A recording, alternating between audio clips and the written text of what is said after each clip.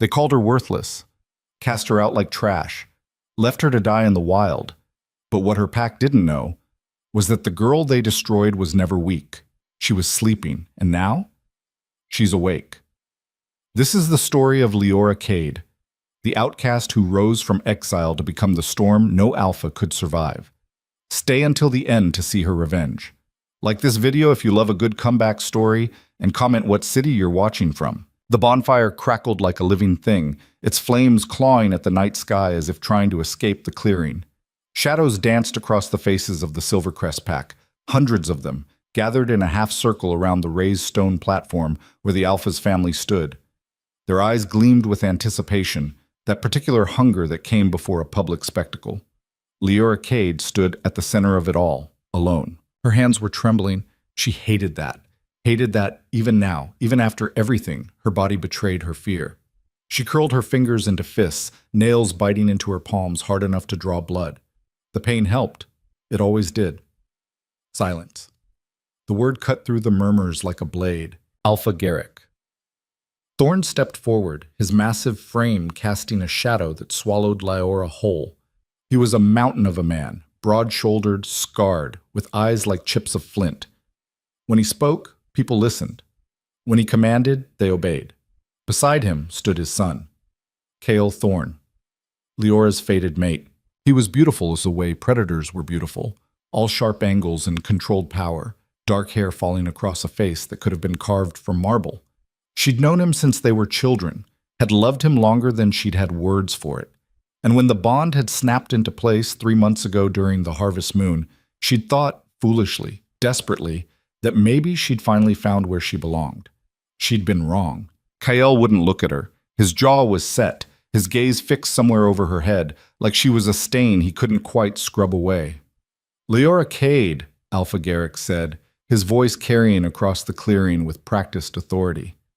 You stand before this pack accused of weakness, of tainted blood, of being unworthy of the bond the moon has mistakenly bestowed upon you. Mistakenly. The word landed like a punch to the gut. I didn't, Leora started, but Garrick raised a hand and her voice died in her throat. You have failed every test of strength, he continued, pacing now, playing to the crowd. In the hunt, you lagged behind. In combat training, you were repeatedly bested by wolves half your age. Your healing is slow, your shift is weak, and your lineage— He paused, let the silence stretch. Your mother was an outsider. Your father's bloodline, thin and questionable at best. That's not fair, Leora said, hating how small her voice sounded. I've trained harder than anyone. Hard work, Garrick interrupted, does not change what you are. And what you are, girl, is a liability. The crowd murmured their agreement. Leora could feel their eyes on her, some pitying, most contemptuous. She recognized faces she'd grown up with, had shared meals with, had called friends. Not one of them spoke in her defense. Kale! Garrick turned to his son. What say you? Will you accept this bond? Will you take this female as your mate and future Luna? This was it. The moment Leora had been dreading since Garrick had summoned her to the gathering 3 days ago. She'd spent those days in a haze of anxiety and desperate hope, clinging to the belief that Kyle would stand by her, that the bond meant something, that she meant something. Cale finally looked at her. His eyes were cold, empty. No. The single word shattered something in Leora's chest. She actually felt it, a sharp physical pain that radiated from her sternum to her fingertips. Kyle, she whispered, please. You're weak, he said, and his voice was matter-of-fact, like he was commenting on the weather. You've always been weak. I don't know what cosmic joke put this bond between us, but I won't honor it. I won't chain myself to someone who will only drag me down. I can get stronger, Leora said, and she hated the pleading note in her voice, hated herself for begging. Give me time, You've had time. Kyle stepped closer, and Leora instinctively backed up. 18 years, Leora. 18 years, and you're still the runt who can barely hold her wolf form for more than an hour. Still the half-breed who gets winded after a 3-mile run. Do you know what the other packs say about Silvercrest? They say we're going soft, that we harbor the weak, and you— He gestured at her like she was evidence in a trial. You are the proof. Then help me, Leora said desperately. We're bonded. We're supposed to— I reject you. The words hit like a physical blow. Leora stumbled back, gasping. Around them, the pack fell silent. Even the fire seemed to quiet, the flames guttering low. Rejection wasn't common. The bond between fated mates was sacred, written into the very fabric of their kind. To reject it was to spit in the face of the moon herself. It was painful, dangerous, sometimes fatal. And Kael had just done it in front of everyone. I, Kael Thorn, son of Alpha Garrick Thorn, reject you, Leora Cade, as my fated mate. I sever this bond. I deny your claim. I cast you out. The pain was immediate and total. It felt like something vital was being ripped out of Leora's chest with hooks. She collapsed to her knees, one hand clutching at her heart, the other pressed flat against the cold stone beneath her. She couldn't breathe, couldn't think. The world narrowed to a single point of agony centered right behind her ribs. She could feel the bond stretching, fraying, snapping strand by strand. Accept it. Garrick's voice came from somewhere above her. Speak the words, or the pain will only worsen. Leora tried to speak and couldn't. Her lungs wouldn't work. Her throat was closed. Accept it. She forced her head up, forced herself to look at Kael. He was watching her with something that might have been pity or disgust. She couldn't tell anymore. Through the red haze of pain, Leora managed to choke out, I accept. The bond shattered. For a moment there was nothing. Blessed, empty nothing. Then the absence rushed in, a void where warmth had been, a silence where a constant hum had lived. It felt like losing a limb, like going suddenly deaf. The world was smaller now, colder. Leora stayed on her knees, shaking. It is done, Garrick announced to the pack. The bond is severed. Leora Cade is no longer bound to this pack's future alpha. She shouldn't be bound to the pack at all, someone called out from the crowd. Leora recognized the voice, Marcus, one of the senior warriors. Tainted blood has no place in Silvercrest. A chorus of agreement rose up. Leora watched, numb, as the people she'd known her entire life turned on her with shocking speed. Cast her out! Send her to the wilds! Let her prove her strength there. Garrick raised his hand again, and silence fell.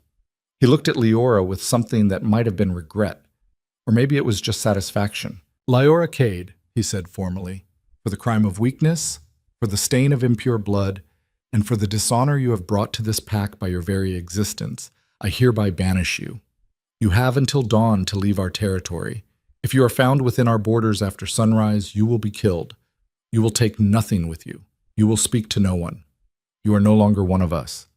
He leaned down, close enough that only she could hear his next words. Survive if you can, girl. But we both know you won't last a week out there. Then he straightened and turned his back on her. Dismissal. Final and absolute. Leora tried to stand and her legs wouldn't hold her. She slumped back down, her vision swimming. Around her the pack was already dispersing, the spectacle over. Some cast pitying glances her way. Most didn't bother. She was nothing now, less than nothing. A hand appeared in front of her face. Leora looked up. It was Vera, one of the Omega females who worked in the pack kitchens. She was older, maybe 40, with kind eyes and graying hair. Come on, child, Vera said quietly. Let's get you on your feet. They said I can't speak to anyone, Leora managed. They said you can't speak. Didn't say anything about me helping you stand. Vera's grip was surprisingly strong. She hauled Leora upright, steadying her when she swayed. You've got until dawn. That's 4 hours. I'd use them wisely. What's the point? Leora's voice cracked. You heard him. I won't last a week. Vera's eyes flashed. Then prove him wrong. She pressed something into Leora's hand, a small cloth bundle, and then she was gone, melting back into the crowd before anyone could notice. Leora stood there, alone in the clearing, as the bonfire burned down to embers. The cloth bundle felt heavy in her hand. She unwrapped it carefully. Inside was a knife, not a large one, maybe 6 inches of worn steel with a leather-wrapped handle, but it was sharp and well-maintained, and it was more than Leora had had a moment ago. She closed her fingers around it and turned toward the dark line of trees at the edge of the clearing. The wild lands lay beyond. Hundreds of miles of untamed forest, mountains, and waste. It was where rogues went to die, where exiled wolves were sent as execution by slower means. Full-blooded wolves struggled to survive out there. Half-breeds like Leora? They didn't. But what choice did she have? Leora took a step toward the trees, then another. Her body felt like it was made of lead, every movement an effort. The pain from the broken bond was a constant throb in her chest, and exhaustion pulled at her from all sides. She made it to the tree line and paused, looking back one last time. The pack was celebrating now. She could hear their laughter, see the glow of the bonfire as they added more wood. They'd probably forgotten about her already. The weak girl who'd been foolish enough to think she could be Luna. Kyle stood near the fire, surrounded by admirers. As Leora watched, a beautiful blonde she-wolf, Mira, the beta's daughter, leaned in close to whisper something in his ear. Kyle smiled. He looked happy. Something cold and hard settled in Leora's gut. It pushed past the pain, past the exhaustion, past the part of her that wanted to curl up and die. It felt like anger. No, it felt like rage. "Fine," Leora whispered to the empty forest. "You want me gone? I'm gone. But don't you dare celebrate like you've won, because if I survive this—" She looked down at the knife in her hand, at the blood on her palms from where her nails had cut deep. "If I survive this, I'm coming back. And when I do, you're going to wish you'd killed me when you had the chance." The words felt like a vow, like something binding.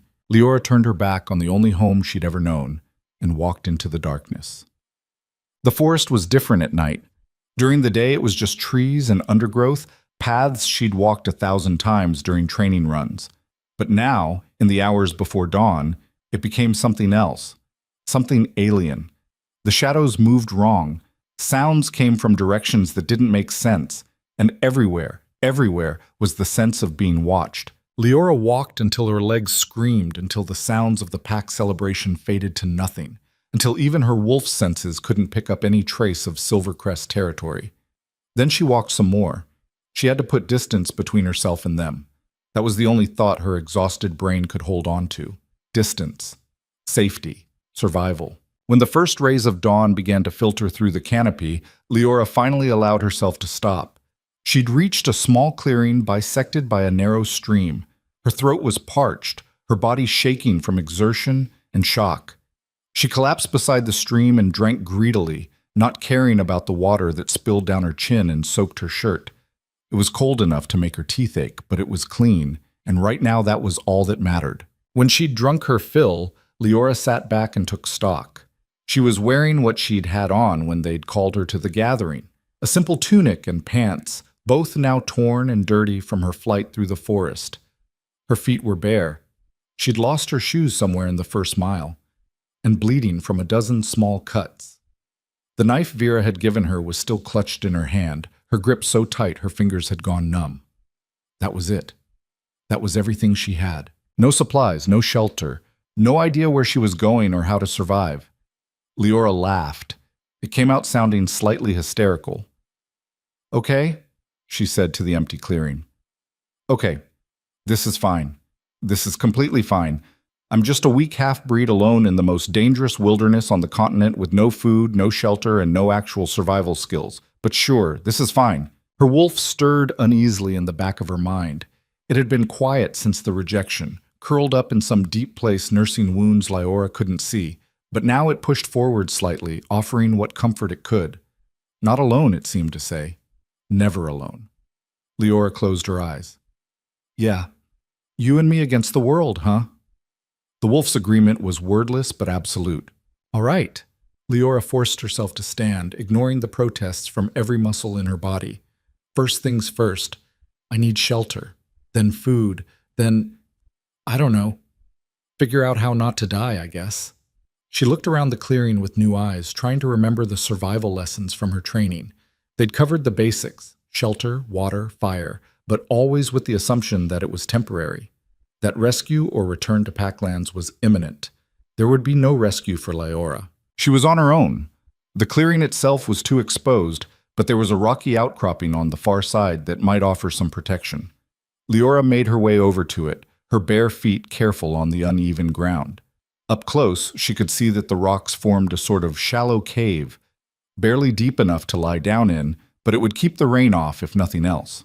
It would have to do.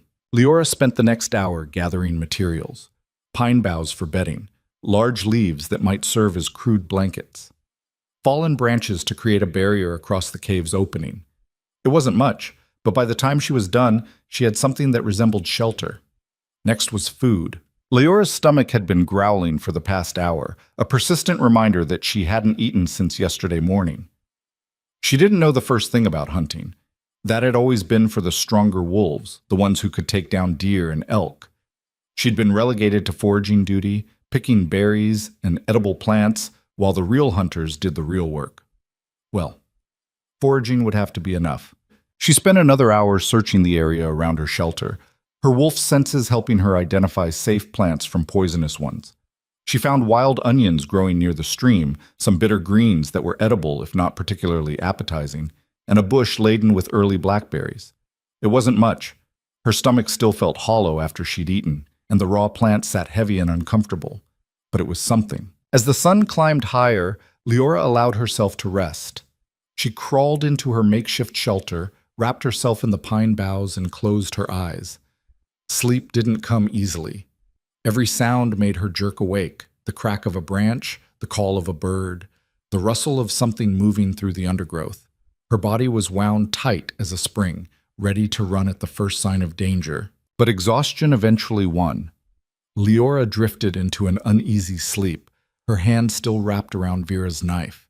She dreamed of fire and rejection, of Kael's cold eyes and her pack's laughter, of running and running through endless dark woods with something terrible chasing her, getting closer with every step. She woke with a gasp, her heart pounding. The sun was setting. She'd slept the entire day. Leora sat up, disoriented. For a moment she couldn't remember where she was, why she was sleeping in a cave instead of her bed in the pack house. Then it all came rushing back.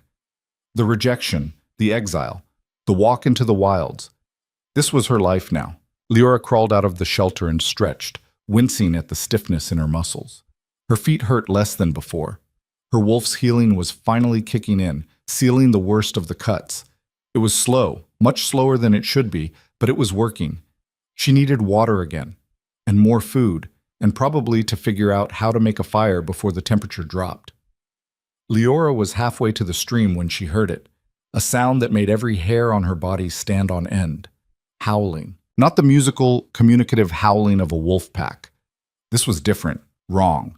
It had a manic edge to it, a wildness that spoke of minds broken by isolation and hunger. Rogues. And they were close, too close. Leora's wolf surged forward, flooding her system with adrenaline. Her vision sharpened, colors becoming more vivid. Her hearing expanded, picking up the sound of paws on earth, the panting of breath, the rustle of bodies moving through underbrush. 3 of them, maybe 4, coming from the east, moving fast. Had they picked up her scent? Or was this just bad luck? It didn't matter. Leora grabbed her knife and ran. She didn't head back to her shelter. That would just trap her. Instead, she ran toward the stream, splashing through the shallow water to break her scent trail, then veering north into denser forest. Her bare feet found purchase on roots and stones, her body moving with an efficiency born of terror. Behind her, the howling intensified. They'd found her trail. Leora pushed harder, her lungs burning, her heart hammering against her ribs. She could shift. Her wolf was right there, begging to be released, but she knew it wouldn't help. Her wolf form was weak, slow, easily caught. She'd last longer on 2 legs. The trees were getting thicker, the underbrush more tangled. Leora used it, ducking under low branches, weaving between trunks, trying to make herself a difficult target. It wasn't enough. She heard one of them getting closer, its panting breath almost directly behind her. Leora risked a glance back and immediately wished she hadn't. It was massive, easily twice her size, with matted fur and eyes that reflected the dying light like coins. Its jaws were open, showing teeth meant for tearing meat from bone. Leora faced forward and put on a desperate burst of speed. The ground suddenly dropped away beneath her. She'd run right off the edge of a small cliff, maybe 15 feet high, with nothing below but rocks and darkness. For a moment, Leora was airborne, weightless, and then gravity reasserted itself and she was falling. She hit hard, the impact driving all the air from her lungs. Pain exploded along her left side. Ribs, definitely cracked, maybe broken. Her head cracked against stone and the world went white. When her vision cleared, Leora found herself at the bottom of a ravine. The cliff face rose above her, too steep to climb. To her left and right, the ravine stretched into darkness. Above, silhouetted against the darkening sky, 3 wolf forms appeared at the cliff's edge. They'd stopped. Why had they stopped? One of them, the big one that had been chasing her, leaned over the edge and sniffed the air. Then it pulled back and turned away. The others followed. In seconds, they were gone. Leora lay there, not daring to move, trying to understand what had just happened. Why would they give up the chase? She was trapped, injured, easy prey, unless... Slowly, carefully, Leora turned her head to look deeper into the ravine. Her wolf whined in sudden, primal fear. There was something down here with her, something that made even the rogues think twice about coming closer. Leora forced herself to sit up, biting back a scream as her ribs protested. She could feel blood running down the side of her face from where she'd hit her head. Her vision swam, doubled, slowly cleared. The ravine extended about 50 feet in either direction before curving out of sight. The walls were steep, nearly vertical, covered in moss and slick with moisture. At the bottom where she sat, a thin trickle of water ran between the rocks. And about 30 feet to her right, barely visible in the fading light, was a cave opening. Not a cave, a den. And from inside that den came a sound that made Leora's blood run cold. A growl, low and continuous, more felt than heard. It vibrated through the stone beneath her, through her bones, through her very soul. Whatever was in there was big, and it had definitely noticed her. Leora tried to stand and her left leg gave out. She looked down and saw blood, a lot of it, seeping from a gash on her thigh she hadn't even felt during the fall. The adrenaline was wearing off, and with it came pain. So much pain. She wasn't going to be able to run, could barely walk. The growling stopped. Silence. Leora gripped her knife, laughably small against whatever was about to emerge from that den, and waited. A shape moved in the darkness of the cave. Large. Predatory. Then it stepped into the dying light, and Leora's breath caught. It was a wolf, but not like any wolf she'd ever seen. It was enormous, easily 7 feet at the shoulder, with fur so black it seemed to absorb light rather than reflect it. Its eyes were amber, almost golden, and they fixed on Leora with an intelligence that was distinctly human. An alpha. Had to be. But no pack markings. No scent of any territory she recognized. A rogue alpha. The most dangerous thing in these woods. The wolf padded closer, its movements liquid and controlled. It stopped about 10 feet away, head lowered, those amber eyes never leaving Leora's face. She should have been terrified, should have been scrambling away, begging, pleading for her life. Instead, something strange happened. Her wolf, the weak, pathetic wolf that could barely hold a shift for an hour, surged forward with more strength than it had ever shown. Not in fear, not in submission, in recognition. Leora gasped as power flooded through her, power that felt both familiar and utterly alien. Her vision sharpened beyond normal limits. Her senses expanded. And deep in her chest, in the hollow place where the mate bond had been torn away, she felt something else beginning to form. Something new. Something dangerous. The black wolf's eyes widened. It took a step back, head tilting in what might have been confusion. Then it did something Leora never expected. It shifted. The transformation was seamless, almost too fast to follow.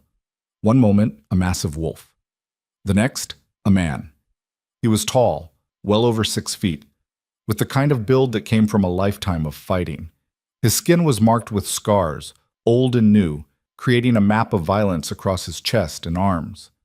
His hair was the same black as his wolf's fur, hanging loose around a face that was all hard angles and sharp edges. And those eyes, still amber, still fixed on her. Impossible, he said, and his voice was rough, like he didn't use it often. You shouldn't be able to... He trailed off, staring at her like she was a puzzle he couldn't solve. Leora tried to speak and couldn't. The power was still rushing through her, foreign and overwhelming, and she had no idea what to do with it. The man took a step closer. "What are you?" Leora's voice cracked. "I'm nobody. I'm nothing." "No." He shook his head slowly. You're something. Something I've never encountered before. You're scent. It's not just wolf, there's something else. Something. He stopped, his eyes going wide. Oh. Oh, what? Leora managed. You're awakening. I'm what? But before he could answer, Leora's vision went gray at the edges. The pain from her injuries came roaring back, worse than before. Her leg gave out completely and she started to fall. The man moved faster than should have been possible, catching her before she hit the ground. Easy, he said, and his hands were surprisingly gentle as he lowered her to sit against the ravine wall. You've lost a lot of blood. And those ribs. He probed her left side carefully, and Leora hissed in pain. Broken. At least 2, maybe 3. Who are you? Leora asked through gritted teeth. My name is Draven. He was examining her leg wound now, his expression dark. And you're dying. This needs stitches, pressure, herbs I don't have. Then I guess I'm dying, Leora said, and she was surprised by how calm she sounded. Maybe she was just too exhausted to care anymore. Draven looked at her, really looked at her, for a long moment. No, he said finally. Not today. He shifted back to wolf form in a blur of motion, then carefully, so carefully, grabbed the back of Leora's shirt in his teeth and began dragging her toward the den. Leora tried to protest, but the world was already fading, darkness creeping in from all sides. The last thing she heard before unconsciousness took her was Draven's voice, rough and certain. You're not dying on me, little one. Not when you're the first interesting thing to happen in this God's forsaken wilderness in 5 years. We're going to figure out what you are. Together. Then there was nothing but darkness and the fading echo of power still thrumming in her veins. Something had woken up inside her, and it was hungry. Leora woke to the smell of herbs and smoke. Her eyes opened slowly, fighting against the crust of dried blood that had sealed them partially shut. The world came into focus in pieces. Rough stone ceiling, the flicker of firelight against rock, shadows that moved and breathed. She was inside the den. Panic surged through her and she tried to sit up. Her body screamed in protest, ribs grinding against each other in a way that made her vision white out. She fell back with a choked gasp. Don't move! The voice came from her left. Draven. You'll tear the stitches. Leora turned her head carefully. He was sitting cross-legged near the fire, grinding something in a crude stone bowl. In the firelight she could see more of him. The scars weren't just on his chest, but everywhere, layered and overlapping like he'd been put back together multiple times. Some were old, faded to silver. Others were angry and pink, barely healed. How long? Her voice came out as a rasp. 2 days. He didn't look up from his work. You've been in and out. Mostly out. 2 days. Leora closed her eyes. 2 days since the rejection, since the exile. It felt like a lifetime. The stitches hurt, she said. They're supposed to. Means you're healing. He set the bowl aside and moved closer, crouching beside the pile of furs she'd been lying on. Let me see. Leora wanted to refuse, wanted to tell him to back off. But the truth was she couldn't even lift her head without wanting to pass out. So she stayed still as Draven peeled back the makeshift bandage on her leg. The wound looked better than it had any right to.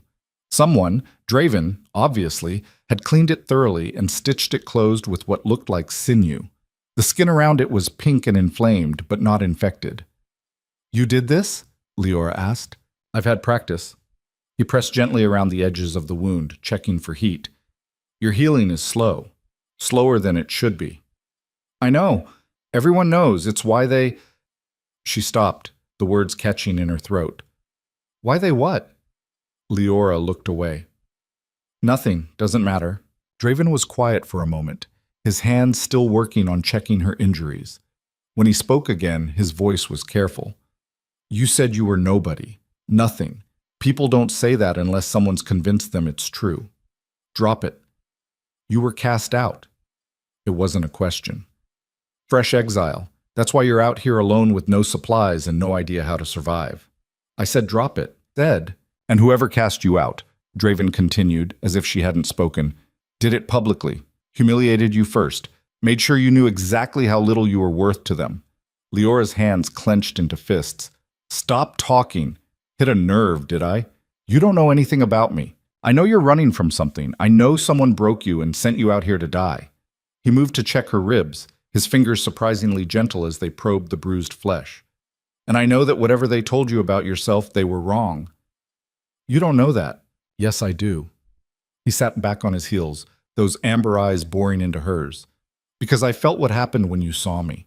That surge of power, that recognition, that wasn't weakness, Leora. That was something waking up. She hated how he said her name, like it meant something, like she meant something. What's awakening? The question came out before she could stop it. Draven's expression shifted, becoming something between fascination and wariness. It's rare. So rare most wolves live their entire lives without seeing it. It's when dormant bloodlines activate, when suppressed power breaks free. He paused. When someone who's been told they're weak discovers they're anything but. That's not me. Isn't it? He stood, moving back to the fire. Tell me what you felt when you saw my wolf. Be honest. Leora didn't want to answer, didn't want to remember that moment when everything she thought she knew about herself had fractured. But the memory came anyway. That rush of power, that sense of recognition, the feeling of something vast and hungry stirring in her chest. It was like... She struggled for words. Like something sleeping suddenly opened its eyes. Like there was more of me than I knew about, and it was angry. Good. Good? How is that good? Draven ladled something from a pot near the fire into a wooden cup. Because anger means you're done accepting what they told you. Anger means you're ready to find out the truth. He brought the cup over and held it out. Leora eyed it suspiciously. It's not poison, Draven said dryly. It's willow bark tea. For the pain. She took it and sipped. It was bitter as hell, but warmth spread through her chest immediately. The constant throb in her ribs dulled to a manageable ache. Who are you really? Leora asked. And don't just say your name.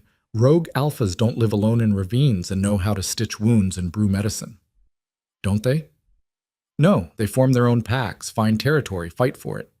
She studied him over the rim of the cup.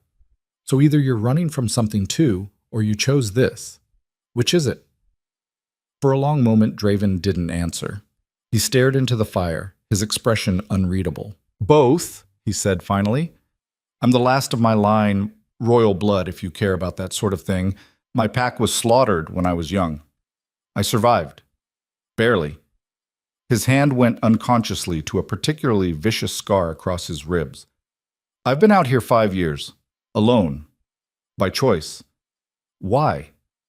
Because the alternative was politics and power plays and pretending to care about pack hierarchy when all I wanted to do was burn it all down.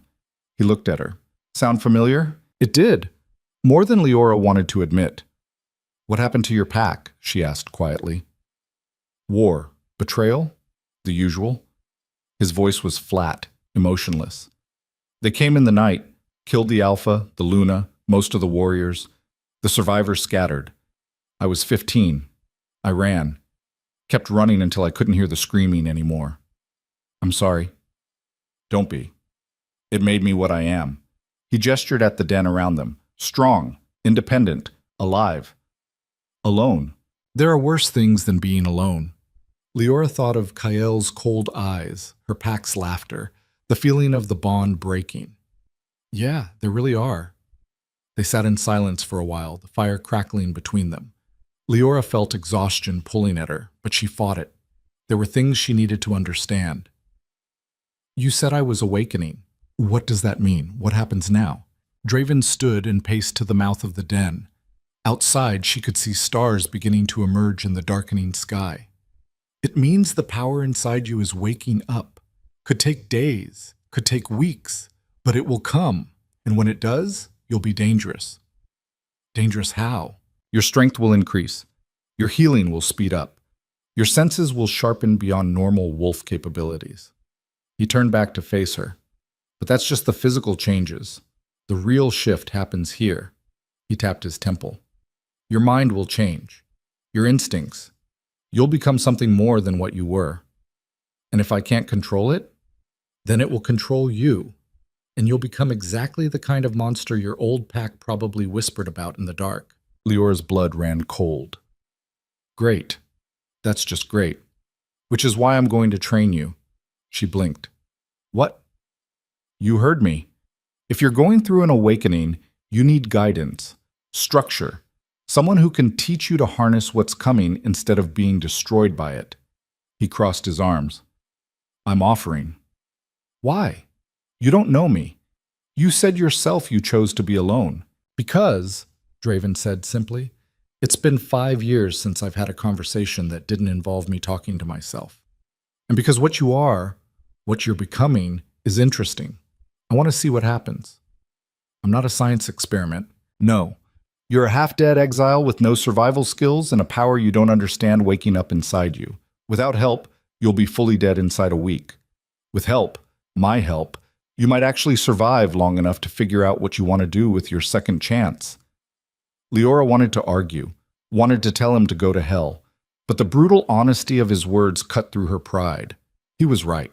She had no idea how to survive out here, no idea how to hunt, how to fight, how to defend herself against the rogues that roamed these lands. And if what he said about awakening was true, she was about to become even more of a danger to herself. What do you want in return? Nothing came free. Leora had learned that lesson the hard way. Nothing. Bullshit. Draven's lips quirked in what might have been a smile. Fine. Company. Knowledge. The satisfaction of not watching someone with potential waste it by dying alone in a ravine. He shrugged. Take your pick. Leora studied him. He was hard to read, all sharp edges and controlled violence. But there was something in his eyes when he looked at her. Not pity, not desire. Something else. Recognition. The same thing she'd felt when she'd first seen his wolf. All right, she said finally.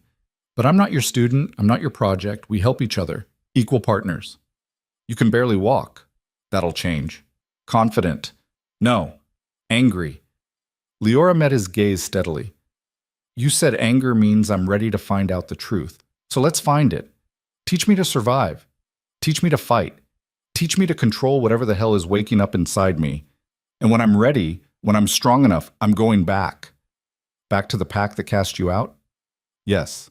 They'll try to kill you. Let them try. Draven looked at her for a long moment, something like approval flickering across his face. All right then, equal partners. But fair warning, I'm not a gentle teacher. If you can't keep up, I'm not going to coddle you. Good. I don't want to be coddled. I want to be dangerous. Then rest. He moved back to the fire and started preparing something that smelled like meat. Leora's stomach growled loudly. Because training starts as soon as you can stand. And trust me, you're going to wish you were still unconscious. 3 days later, Leora discovered Draven hadn't been exaggerating. The man was relentless. He woke her before dawn with a bucket of ice-cold stream water dumped over her head. Then he made her run. Her ribs were still tender, her legs still healing, and every step felt like her bones were grinding together. But Draven didn't care. Pain is information, he said, jogging easily beside her as she gasped and wheezed. It tells you where you're weak, where you need to strengthen. Listen to it, but don't let it stop you. I hate you, Leora panted. Good. Use that. After the run, which was really more of a limping stumble, came combat training.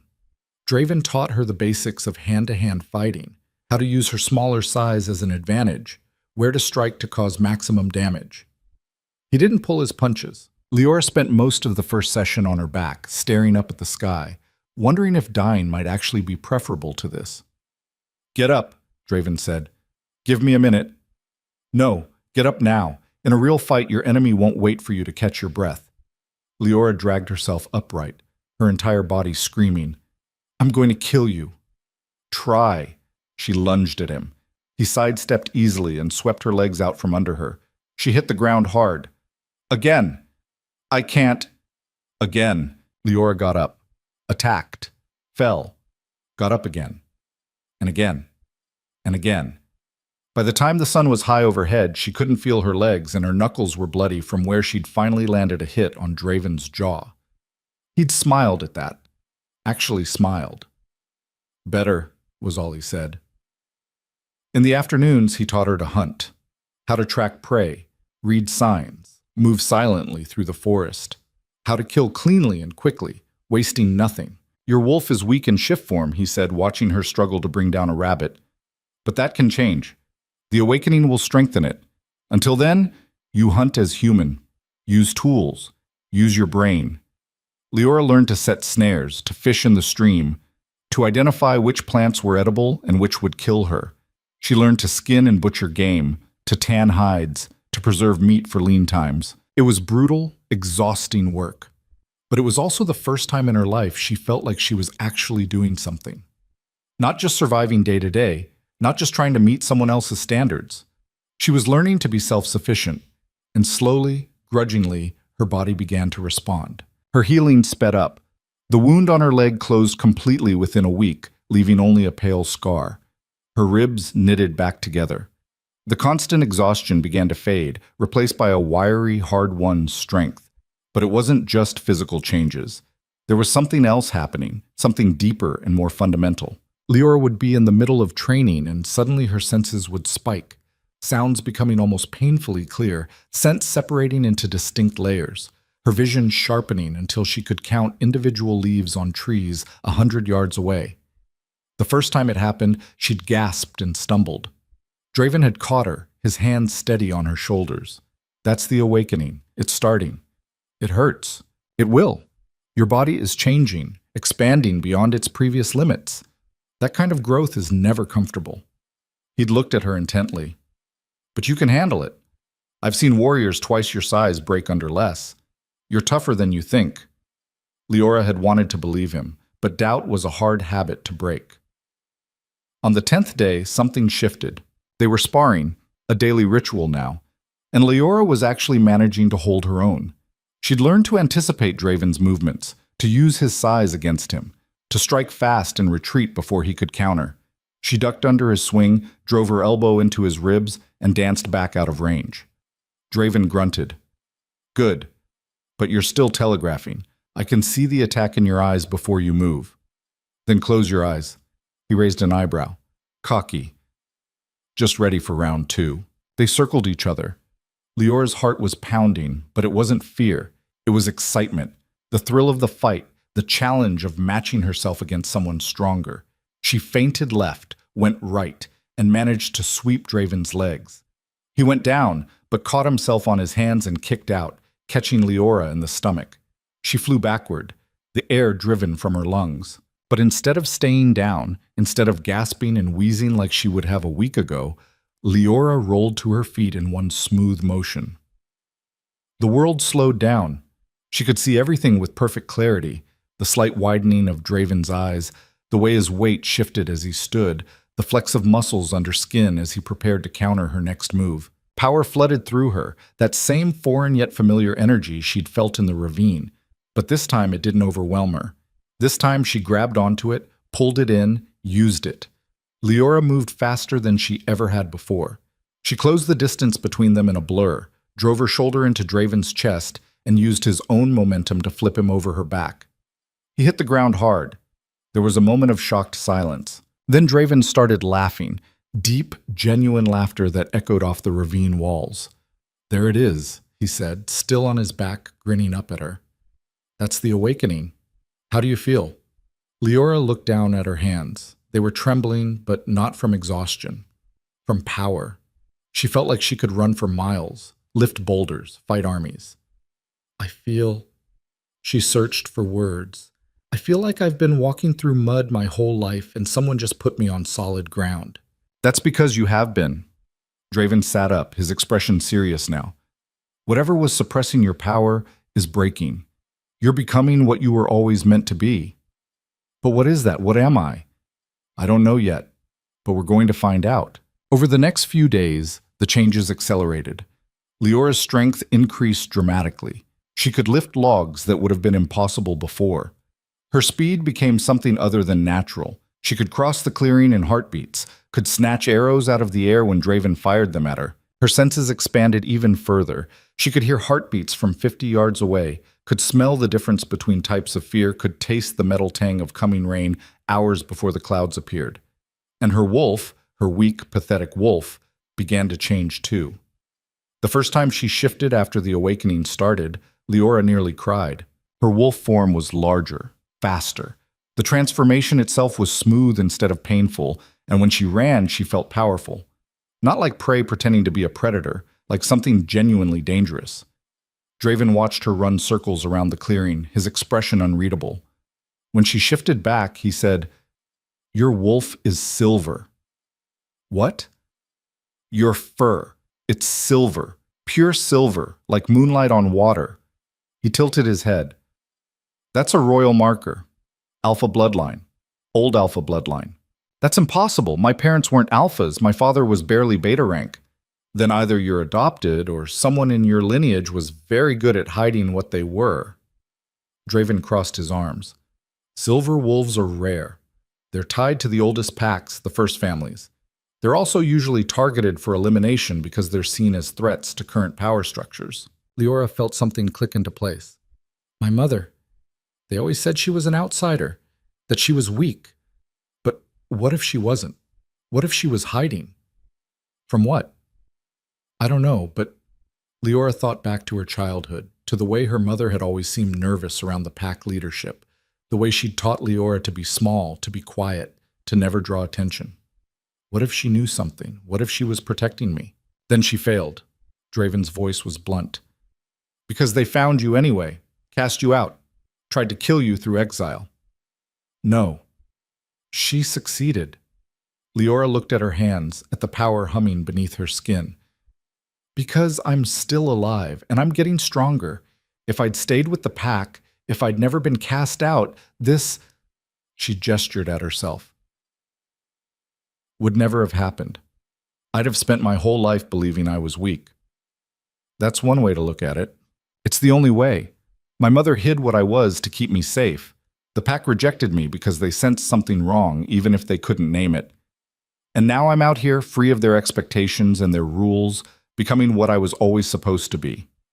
Leora smiled, and it wasn't a nice expression. "They did me a favor."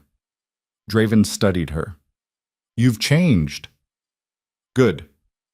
I mean in here." He tapped his chest. "When you first arrived, you were broken, hollow. Now you're..." He trailed off. "Angry? Focused. There's a difference." He paused. "What are you going to do when you're fully awakened? When you've mastered your power?" Leora didn't hesitate. "I'm going back. I'm going to walk into Silvercrest territory, and I'm going to make them see exactly what they cast out, what they lost. And then? Then I'm going to take everything they value and burn it to the ground." Draven's eyes gleamed. "I was hoping you'd say that. You approve of revenge?" "I approve of justice.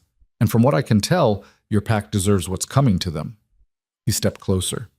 "But there's something you should know. Going back won't just be about proving you're strong. It'll be political, dangerous. They'll try to manipulate you, use you, chain you to their system again. Let them try. I'm serious, Leora. Packs like yours, old, established, ruled by tradition, they don't change easily. You showing up stronger won't make them bow. It'll make them afraid, and afraid leaders do desperate things. Then I'll be ready for desperate things. Will you?" Draven's voice was challenging. "Will you be ready to kill? Because that's what it might take. Not just beating them in combat. Actually ending lives. Can you do that?" Leora thought of Kael's cold rejection, of her pack's laughter, of being cast out like garbage and left to die. "Yes," she said quietly. "If they push me to it, yes. I can." Something passed between them in that moment, an understanding, a recognition of shared damage. They were both broken things, put back together wrong, dangerous in ways normal wolves weren't. "All right then," Draven said. "In that case, we need to accelerate your training, because revenge is one thing, survival is another. And if you're going to walk back into Silvercrest territory and challenge their entire power structure, you need to be more than just strong. You need to be unstoppable." The next 3 weeks were hell. Draven pushed Leora harder than ever before. They trained from before dawn until long after dark, stopping only for brief meals and even briefer sleep. He taught her advanced combat techniques, how to kill with her bare hands, how to fight multiple opponents, how to use her environment as a weapon. He taught her strategy and tactics, how to read an opponent's tells, how to manipulate a fight to her advantage, how to be ruthless. "Mercy is for wolves who have the luxury of peace," he said, after she'd hesitated to finish a kill strike during training.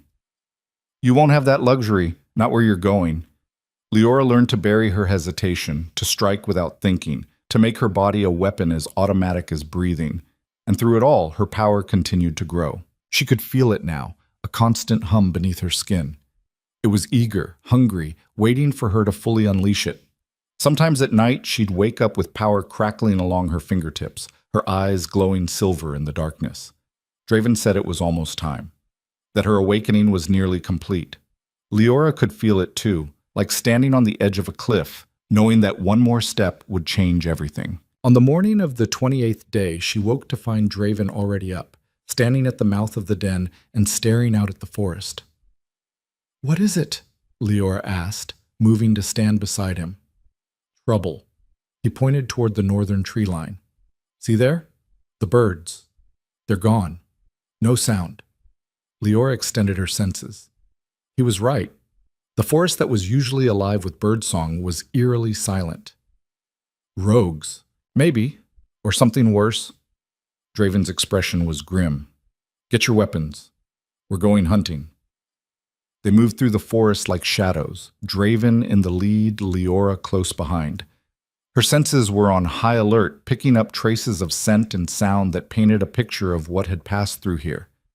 Blood, fear, death. They found the carnage half a mile from their den. It was a massacre. 3 wolves, rogues by the look of them, torn apart with savage efficiency. The ground was churned and bloody, trees scarred with claw marks. But it was the 4th body that made Leora's blood run cold. It was wearing clothes, tattered, dirty, but recognizable. It was a pack wolf. Silver Crest pack, by the scent. "They're sending scouts," Draven said quietly, examining the body. "Looking for something." "For me." Leora's voice was hollow. "They're looking for me. Maybe. Or they're just expanding their patrol range." He stood, wiping his hands on his pants. "Either way, it means your old pack is getting nervous about something, and nervous packs make mistakes. Or they get aggressive. That too." Leora stared at the dead scout. He'd been young, maybe her age. She didn't recognize him, but that didn't matter. He was Silver Crest, her former family. And he was dead. "This is my fault," she said. "No. This is the wilds. Death happens out here. You didn't kill him. But if they're looking for me, then they've already made their choice." Draven gripped her shoulder. "Don't take responsibility for their stupidity. They cast you out. They set this chain of events in motion. Whatever happens now is on them, not you." Leora wanted to believe that, but the guilt sat heavy in her chest anyway. They were about to head back when Leora caught another scent on the wind. Fresh, close. She spun, her hand going to the knife at her belt. 3 wolves emerged from the underbrush, larger than the rogues, healthier, and very, very angry. More Silver Crest scouts, and they were looking right at Leora. "There," one of them growled, shifting to human form. It was Marcus, the senior warrior who'd called for her exile. "The outcast, I knew you were still alive." "Marcus," Leora's voice was flat. "Go home." "Can't do that. Alpha's orders. Any sign of you, we bring you back, dead or alive." His eyes raked over her, taking in her new strength, the confident way she held herself. "Though I'm thinking dead might be easier." "You really want to try that?" Marcus laughed. "Look at you. 3 weeks in the wilds and you think you're dangerous. You're still the same weak little half-breed who couldn't even keep her mate." The other 2 scouts laughed with him, circling around to flank Leora and Draven. Leora felt her power surge in response to the threat. It wanted out, wanted to show these wolves exactly how wrong they were. "Last warning," she said. "Leave. Now." "Make us." Draven sighed. "Your funeral." The scouts attacked as a unit, coordinated and confident. They'd trained together, fought together, knew each other's movements. It didn't matter. Leora moved like lightning. She caught the first scout mid-leap, used his momentum to slam him into a tree hard enough to crack bark. He dropped, unconscious before he hit the ground. The second came at her from the side. Leora spun, drove her elbow into his throat, and swept his legs. He went down gasping. Marcus hesitated, his confidence finally cracking as he realized what he was facing. "What are you?" he whispered. "I'm what you made me," Leora said. I'm what happens when you throw away something precious and it comes back forged in fire. She moved toward him, not hurrying, letting him see the silver glow in her eyes, the power rolling off her in waves. Marcus scrambled backward. This isn't possible. You were weak. You were nothing. I was suppressed. There's a difference. Leora stopped inches from him. Now here's what's going to happen. You're going to take your friends and run back to Silvercrest. You're going to tell Alpha Garrick exactly what you saw here. Tell him I'm alive. Tell him I'm strong. And tell him... She leaned in close. Let ease. Tell him I'm coming home. Marcus's eyes were wide with genuine fear now. He'll kill you. He can try. Kael rejected me. I don't care what Kael does. You're making a mistake. No. Leora smiled, and it was all teeth. I'm making a statement. Now run. Marcus didn't need to be told twice. He grabbed his unconscious companions and fled, dragging them into the forest. Draven watched them go, then turned to Leora. You know this means war, right? They'll come in force next time. Good. Leora felt the power settle back under her skin, no longer wild but controlled. Ready. Let them come. I'm done hiding. I'm done being afraid. If Silvercrest wants me dead, they're going to have to earn it. You've fully awakened, Draven said, and there was pride in his voice. I can feel it. You're not the same wolf who fell into my ravine. No, I'm not. Leora looked toward the south, toward home. I'm something better, something they should have treasured instead of thrown away. So what now? Leora turned to face him, her silver eyes blazing with purpose. Now? Now we prepare for war. Because I'm going back to Silvercrest, and I'm going to show them exactly what they lost. The journey back to Silvercrest territory took 5 days. 5 days of careful planning, of mapping routes and identifying weaknesses, of Draven drilling her on pack politics and power structures until Leora could recite the hierarchy in her sleep. You can't just walk in and challenge Garrick, he said on the third night, sketching formations in the dirt by firelight. He's got too much support. The warriors are loyal, the elders are bought and paid for, and the families have too much invested in the current system. So what do you suggest? Undermine him first. Make him look weak. Make people question whether he's fit to lead. Draven tapped the sketch. The pack gathers for the new moon ceremony in 6 days. Every family, every warrior, everyone who matters will be there. That's your stage. And if he tries to kill me before I can speak? Then you kill him first. Draven's voice was matter-of-fact. But I don't think he will. Garrick's smart. He'll want to humiliate you again, make an example of you in front of everyone. Show that exile doesn't lead to strength, it leads to madness. Leora smiled grimly. Then he's going to be very disappointed. On the 5th day, they reached the edge of Silvercrest territory. Leora could smell it. The scent markers, the patrol routes, the familiar tang of packland that had once meant home and now just meant enemy ground. Her wolf stirred restlessly. It remembered this place, remembered the pain. You don't have to do this, Draven said quietly. They were hidden in the tree line, watching the northern border. You could walk away, build something new somewhere else. No, I couldn't.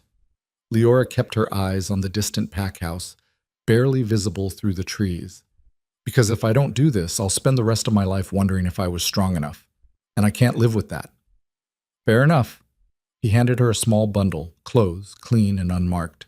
Change into these. You show up looking like a wild thing and they'll dismiss you before you open your mouth.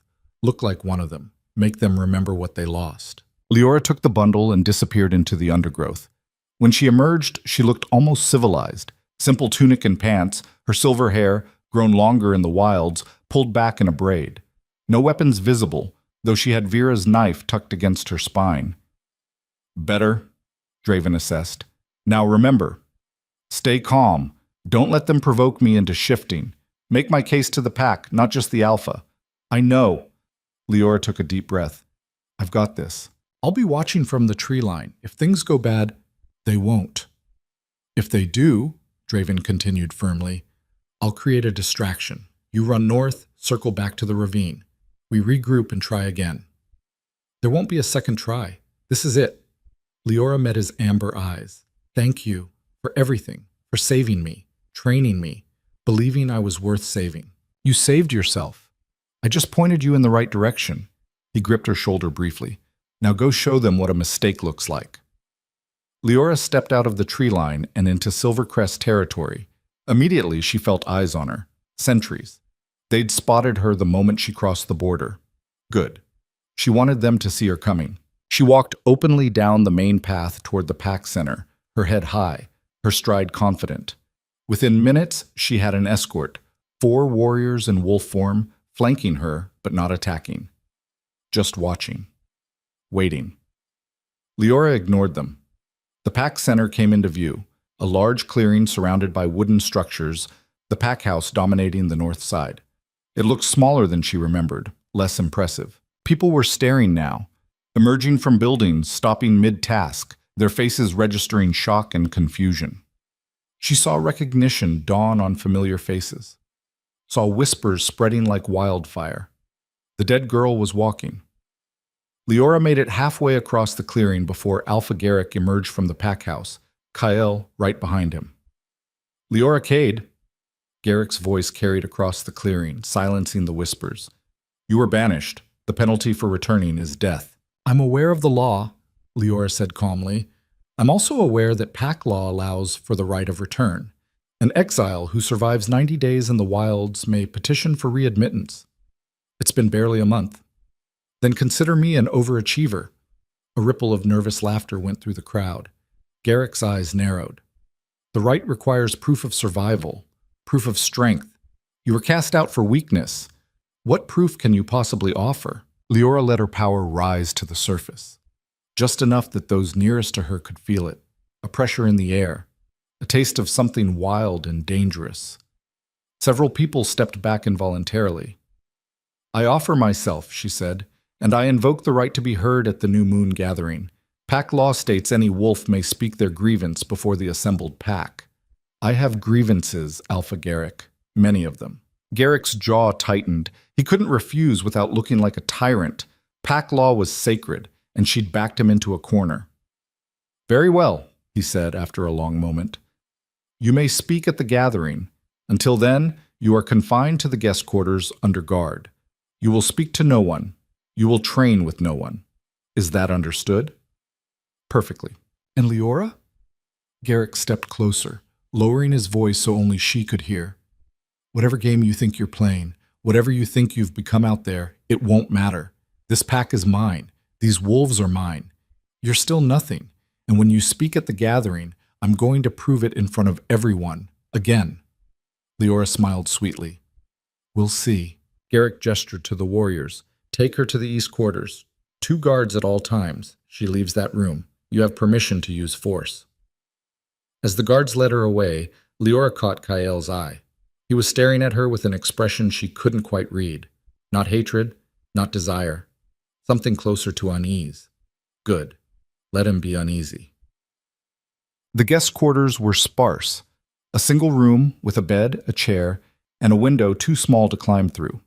The guards posted themselves outside the door, their footsteps a constant reminder of her imprisonment.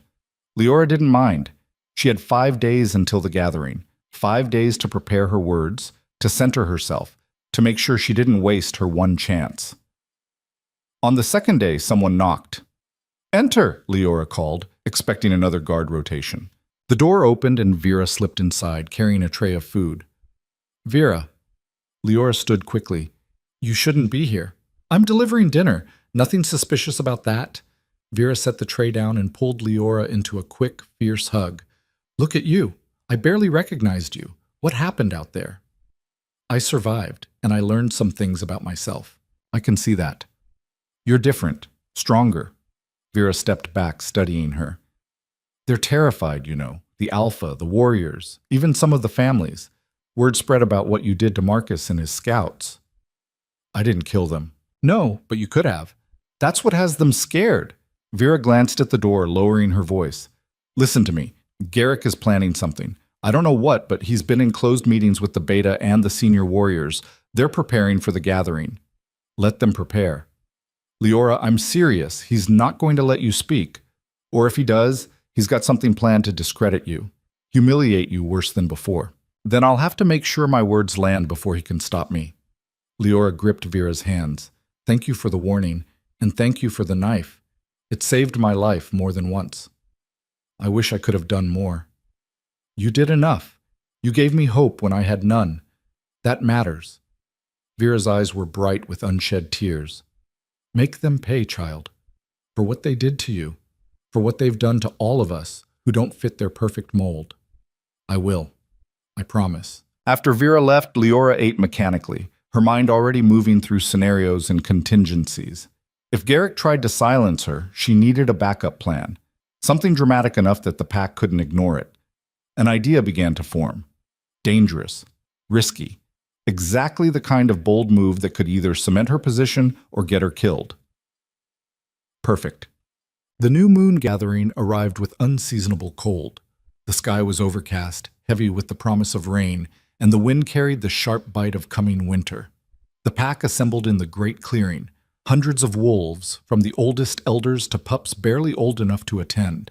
They sat in concentric circles around a raised stone platform where the Alpha and his council stood. Leora was escorted to the platform under heavy guard. She could feel every eye on her, could hear the whispers spreading like poison through the crowd.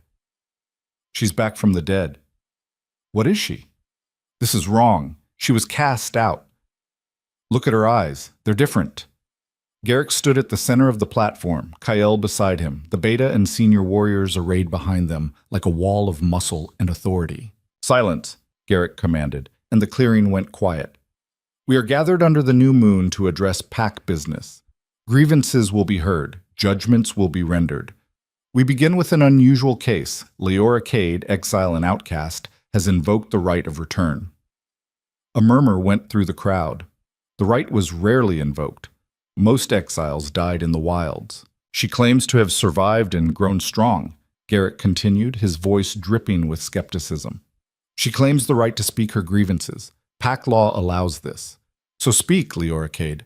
Tell us what grievances you carry. Leora stepped forward. The power inside her was coiled tight, ready to spring, but she kept it leashed. Not yet. I was cast out for weakness, she began, her voice carrying across the clearing. Rejected by my fated mate, humiliated before this pack, sent into the wilds to die. These are the facts. No one disputes them. No one disputes you deserved it, someone called from the crowd. Laughter followed. Leora didn't react. My grievance is not with my exile. My grievance is with the lie that justified it. I was not weak. I was suppressed. My bloodline was hidden from me, my power locked away, and when it threatened to emerge, I was destroyed before it could fully manifest.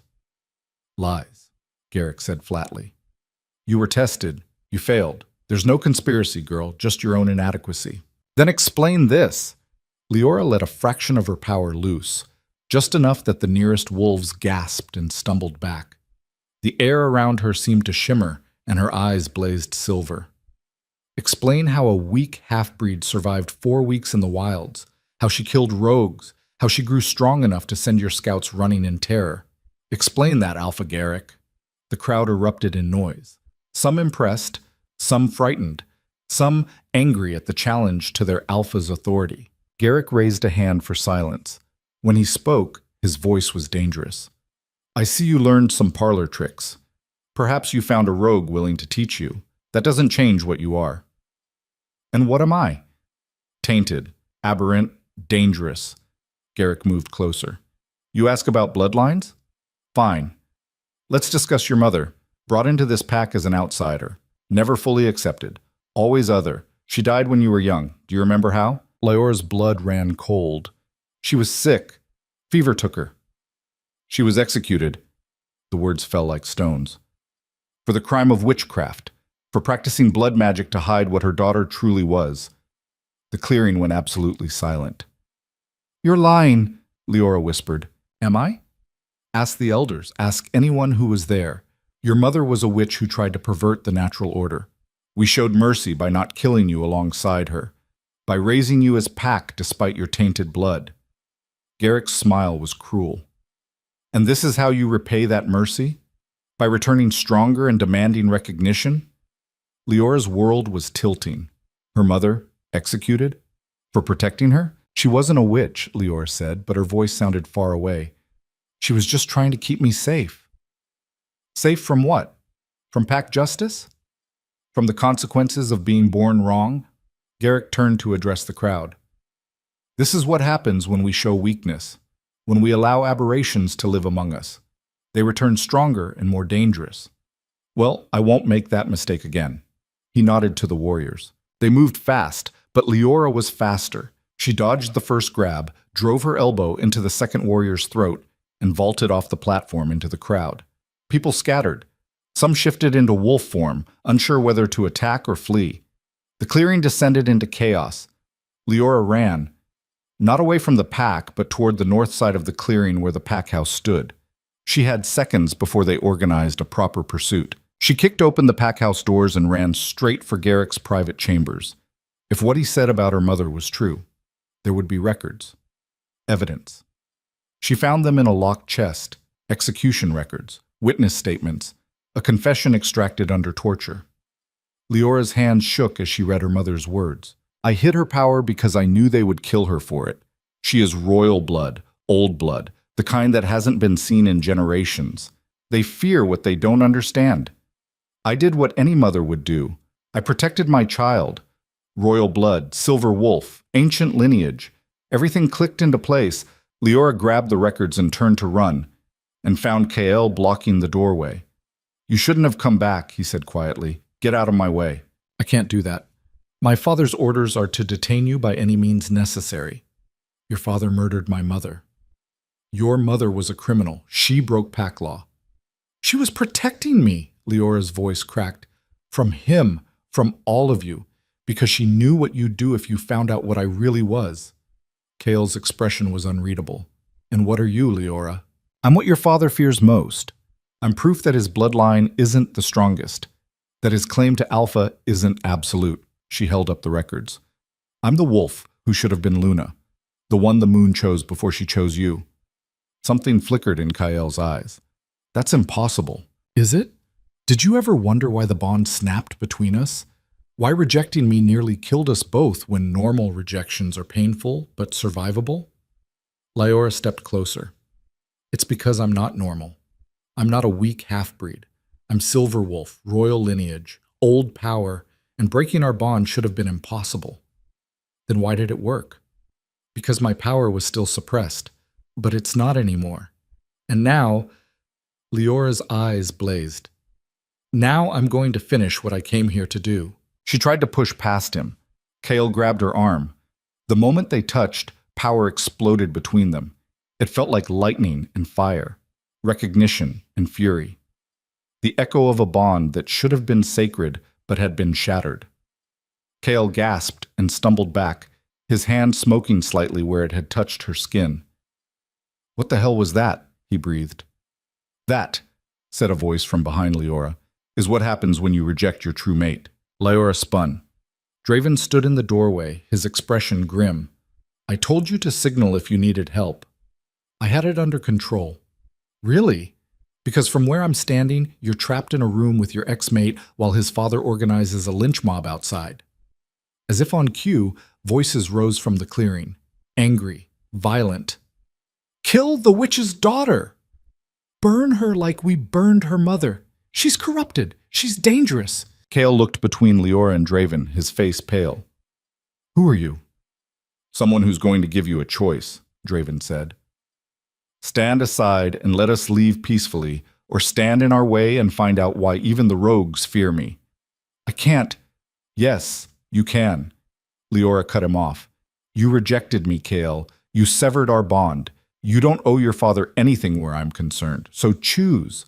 Help us, or get out of the way. For a long moment, Kael didn't move. Leora could see the war playing out on his face, duty versus doubt, loyalty versus the growing suspicion that maybe, just maybe, everything he'd been told about her was a lie. Finally, he stepped aside.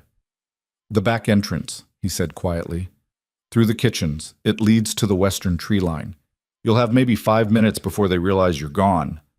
Why are you helping me? Because, Kael looked at the record still clutched in her hand. Because my father's been having private meetings I'm not invited to.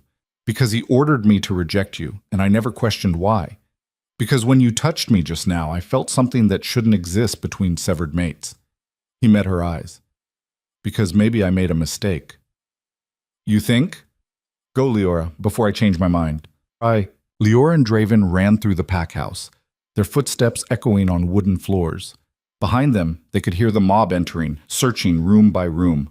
They burst into the kitchens and found it full of Omega wolves, Vera among them. We're blocking the doors, Vera said quickly. Buying you time. Go! Vera, go! They fled through the back entrance as the Omegas formed a human wall, their bodies fragile but their determination absolute. Leora and Draven made it to the western tree line just as the first warriors broke through the Omega blockade. Howls rose behind them, the sound of a pack mobilizing for a hunt. They ran. Leora's lungs burned, her legs pumped, her heart hammered against her ribs. Draven ran beside her, his longer stride eating up ground. They're going to catch us, she panted. No, they're not. Draven veered sharply north. Trust me. They ran for what felt like hours, but was probably only 20 minutes. The sounds of pursuit grew closer, then farther, then closer again. The pack was hunting them in shifts, fresh wolves replacing tired ones. They couldn't keep this up. Draven skidded to a halt at the edge of a steep ravine. Leora recognized it, the same ravine where she'd nearly died, where Draven had found her. Jump, he said. Are you insane? They won't follow us down. This is neutral territory, old territory. Even Garrick respects the boundaries. And if you're wrong, then we fight. Draven's eyes were fierce. But we do it together. Now jump! Leora jumped. The fall was just as terrifying as she remembered. Wind rushing past, stomach dropping, the ground rushing up. She hit the rocks and rolled, her reinforced body absorbing the impact better than it had the first time. Still hurt like hell, though. Draven landed beside her in wolf form, shifted, and pulled her to her feet. Move! The den! They scrambled through the ravine to the cave entrance. Behind them, at the top of the ravine, silver crest wolves appeared, growling and snapping, but not descending. Garrick pushed through them, standing at the edge, looking down at Leora with pure hatred. You can't hide forever, he shouted. This land won't protect you. I'll have your head, witch spawn. Leora stood at the mouth of the den, bloodied but unbowed, the record still clutched in her hand.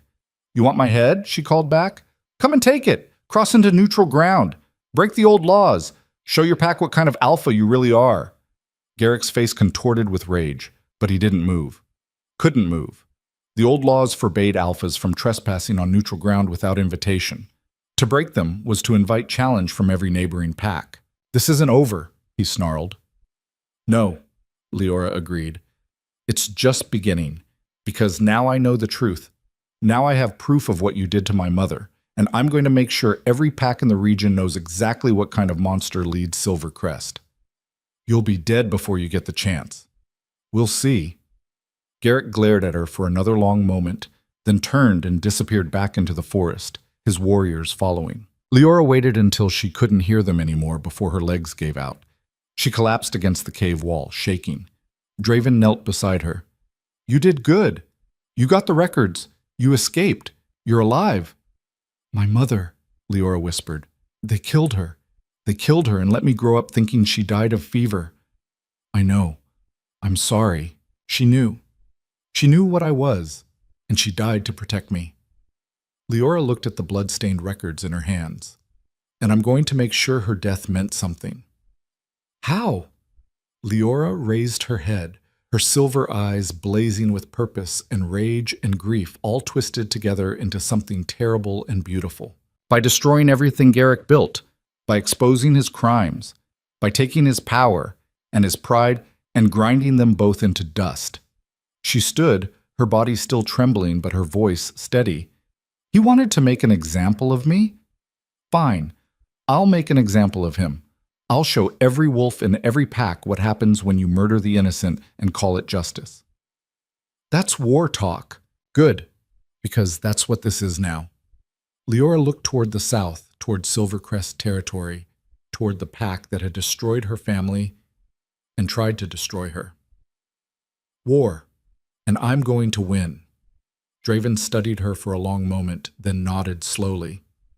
All right, then we need allies. other packs, witnesses, wolves who hate Garrick as much as you do. Where do we find them?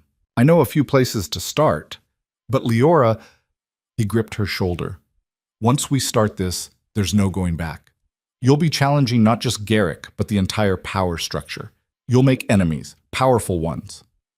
I already have enemies. At least this way I'll be fighting back. Then we start tomorrow, tonight. He gestured to the den. Tonight you rest, process, grieve. Because the war you're planning, it's going to cost you. Make sure you're ready to pay the price. Leora nodded and retreated into the den. But as she lay on the furs, staring at the cave ceiling, she knew she wouldn't sleep. Her mother's words from the records kept echoing in her mind. She is royal blood, old blood, the kind that hasn't been seen in generations. Royal blood, silver wolf, the kind of power that should have made her an alpha in her own right. And Garrick had known and killed her mother to hide it. Had suppressed Leora's power through exile and rejection and constant undermining. But he'd failed, because Leora was awake now, aware, and absolutely done being anyone's victim. Outside the den, thunder rumbled. The first drops of rain began to fall, and in the darkness, Leora Cade smiled. Let the storm come. She was ready. The rain lasted 3 days. 3 days of water hammering the earth like judgment, of lightning splitting the sky, of thunder that shook the ravine walls. Leora spent those days in the den with Draven, planning their next move with the meticulous care of wolves who knew they only had one shot at this. Ironwood Pack, Draven said, pointing to a crude map he'd sketched in the dirt. They're the largest territory bordering Silvercrest. Alpha Theron hates Garrick, has for years. Something about a trade dispute that turned ugly. Will he help us? Help? No, but he'll listen. And if we can convince him that Garrick is violating pack law, executing innocents, suppressing bloodlines, Draven tapped the map. He'll at least give us a platform to speak. Maybe more. And the execution records are proof enough? For Theron? Maybe. For the Council of Alphas? Draven shook his head. We'll need more. Witnesses, other victims, a pattern of abuse that can't be denied. Leora thought of Vera and the other Omegas, of the way they'd thrown their bodies between her and the warriors without hesitation. I know where to find witnesses, but getting them out of Silvercrest territory alive is going to be the problem. Then we don't extract them. We bring the council to them. Draven looked up, his amber eyes sharp. We force a formal inquiry. Make it so public that Garrick can't silence anyone without looking guilty. How do we do that? The Winter Conclave. It happens in 2 weeks at neutral ground. Every alpha within 5 territories attends. It's where disputes are settled, alliances are formed, and pack law is reinforced. He met her gaze. It's also where challenges can be issued, not just for territory or rank, but for justice. Leora felt something cold and hot simultaneously settle in her gut. You want me to challenge Garrick in front of the entire council? I want you to demand justice for your mother, to present evidence of his crimes, to force him to answer for what he's done. Draven leaned forward. He can refuse to fight you one-on-one. He can claim you're beneath his notice, but he can't refuse to answer charges brought before the council, not without losing face, not without looking weak. And if they rule in his favor, then we disappear into the wilds and never look back. But I don't think they will. Garrick has enemies, Leora. Lots of them. He's stepped on too many throats climbing to power. Give those enemies ammunition and they'll tear him apart themselves. It was risky, dangerous, exactly the kind of bold move that could backfire spectacularly. Leora loved it. All right, we go to the conclave. But first, she stood, her muscles protesting from days of stillness. First, I need to get stronger. If this goes bad and we have to fight our way out, I need to be ready. Draven grinned, feral and fierce. Now you're talking my language. The training that followed made their previous sessions look gentle. Draven pushed Leora past every limit she thought she had, and then demanded more. They sparred for hours until her knuckles bled and her vision blurred. He taught her to fight dirty, eye strikes, throat punches, joint manipulation, everything that would give a smaller wolf an edge against larger opponents. Honor gets you killed, he said, sweeping her legs for the 100th time. Survival keeps you breathing. Remember which one matters. But it wasn't just combat. Draven also taught her politics, how to read a room, how to identify allies and enemies, how to speak in a way that made people listen whether they wanted to or not. "You're going to be facing alphas who've held power for decades," he said one evening as they ate. "They're going to look at you and see a child, a girl, someone beneath their notice. You need to make them see something else." "Like what?" "Like a threat they can't afford to ignore. Like someone who knows where the bodies are buried and isn't afraid to dig them up." Draven took a bite of roasted rabbit. "You've got the power now, the strength. But power without presence is just raw force. You need gravitas." "I don't even know what that means." "It means when you walk into a room, people notice. When you speak, they listen. When you make a threat, they believe you'll follow through." He studied her. "You've got the first part down already. I've seen the way people react to your presence now. The silver eyes help, but the rest? That's practice." So they practiced. Draven made Leora recite her accusations against Garrick over and over until she could deliver them without emotion, just cold facts that landed like hammer blows. He taught her to stand in ways that commanded attention, to use silence as a weapon, to make every word count. "You get one shot at this," he reminded her constantly. "One chance to convince the council that Garrick is corrupt. Don't waste it on anger or revenge. Make it about justice. Make it about pack law. Make it so they have no choice but to investigate." By the end of the first week, Leora could feel the difference. She moved differently now, more confident, more controlled. When she spoke, her voice carried authority she'd never possessed before. The awakening had given her power. Draven's training had taught her how to wield it. On the 8th day, they had a visitor. Leora was at the stream, washing blood from a training session off her hands, when her wolf suddenly went on high alert. Someone was approaching. Someone familiar. She was on her feet with her knife drawn before Kael emerged from the tree line. "Easy," he said, hands raised. "I'm not here to fight." "Then why are you here?" Leora kept the knife leveled at his chest. Behind her, she could hear Draven moving into position, ready to intercept if needed. "I need to talk to you. Alone." "Absolutely not." "Leora, please. It's important." "So as not getting ambushed by your father's warriors. Say what you came to say, and then leave." Kael glanced at Draven, then back to Leora. "Fine, you were right, about everything. My father's been having secret meetings with the senior warriors, planning something. I don't know what, but it involves you, and it involves the conclave." "You came all this way to tell me your father is planning something? I could have guessed that. I came to tell you that he knows you're going to challenge him. Someone saw you, and..." He nodded toward Draven. "Him mapping out routes to the conclave grounds. Word got back, and now Garrick is preparing a counteroffensive." Leora's blood ran cold. "What kind of counteroffensive?" "He's calling in favors, bribing alphas, building a coalition to discredit you before you even speak." Kael stepped closer, his expression urgent. "He's going to claim you're rabid, that your power is corrupted by your mother's witchcraft, that you're a danger to every pack in the region." "And you came to warn me out of the goodness of your heart?" "I came because..." Kael stopped, struggling with something. "Because I've been having dreams. Ever since you came back. Ever since we touched in the pack house. Dreams where I can feel the bond, the one I severed. Except it's not gone. It's just damaged. And it's screaming at me that I made a mistake." Leora stared at him. "That's not possible. Severed bonds don't reconnect." "I know, but I'm telling you what I feel. And what I feel is that you're my mate. Still. Despite everything." His voice dropped. "And if you die at the conclave because I didn't warn you, I don't think I'll survive it." "That's your wolf talking, not you. It doesn't mean anything." "Doesn't it?" Kael took another step closer. Leora could see the dark circles under his eyes, the gauntness in his face. He looked like he hadn't slept in days. "I've been miserable since the rejection, physically sick. Everyone said it would pass, that breaking a bond hurts, but you recover. But I'm not recovering, I'm getting worse. And the only time the pain stops is when I think about you.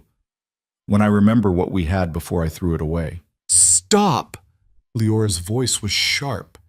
"You don't get to do this. You don't get to reject me, cast me out, leave me to die, and then come crawling back because your wolf is uncomfortable. I know I don't deserve forgiveness, but nothing." Leora's eyes blazed silver. "You made your choice, Kael. You chose your father over me. You chose pack politics over the bond. You chose wrong, and now you get to live with the consequences, just like I had to. I'm trying to make it right. You can't. There is no making this right. The only thing you can do is get out of my way and let me finish what I started. She lowered the knife slightly. So thank you for the warning. Now leave, and don't come back. Kyle looked like he wanted to argue, wanted to say more, but something in Leora's expression stopped him. He nodded slowly, defeat written across his features. For what it's worth, he said quietly, I'm sorry. For all of it. And when you face my father at the conclave, I'll be there. I'll testify. I'll tell them everything I know about his corruption, his cruelty, his crimes. It won't fix what I did to you, but maybe it'll help you get the justice you deserve. He shifted and ran before Leora could respond. Draven emerged from the shadows. You believe him? About Garrick preparing a defense? Yes. About the bond? Leora shook her head. I don't know. And it doesn't matter. We can't trust him. Not after what he did. Agreed. But if he's willing to testify against his own father, that could be useful. Or it could be a trap. Also possible. Draven studied the direction Cale had fled. We'll proceed as planned, but with extra caution. If Garrick knows we're coming, he'll have contingencies. We need to be ready for anything. The next 5 days blurred together in a haze of preparation. Draven drilled Leora on every possible scenario. What to do if the council refused to hear her? What to do if Garrick attacked before she could speak? What to do if other alphas tried to silence her? They packed light but efficient. Weapons, supplies, the execution record sealed in waterproof leather. On the morning they were set to leave, Leora took one last look at the ravine that had become her sanctuary. The den where she'd nearly died and been reborn. The clearing where she'd trained and transformed. You okay? Draven asked.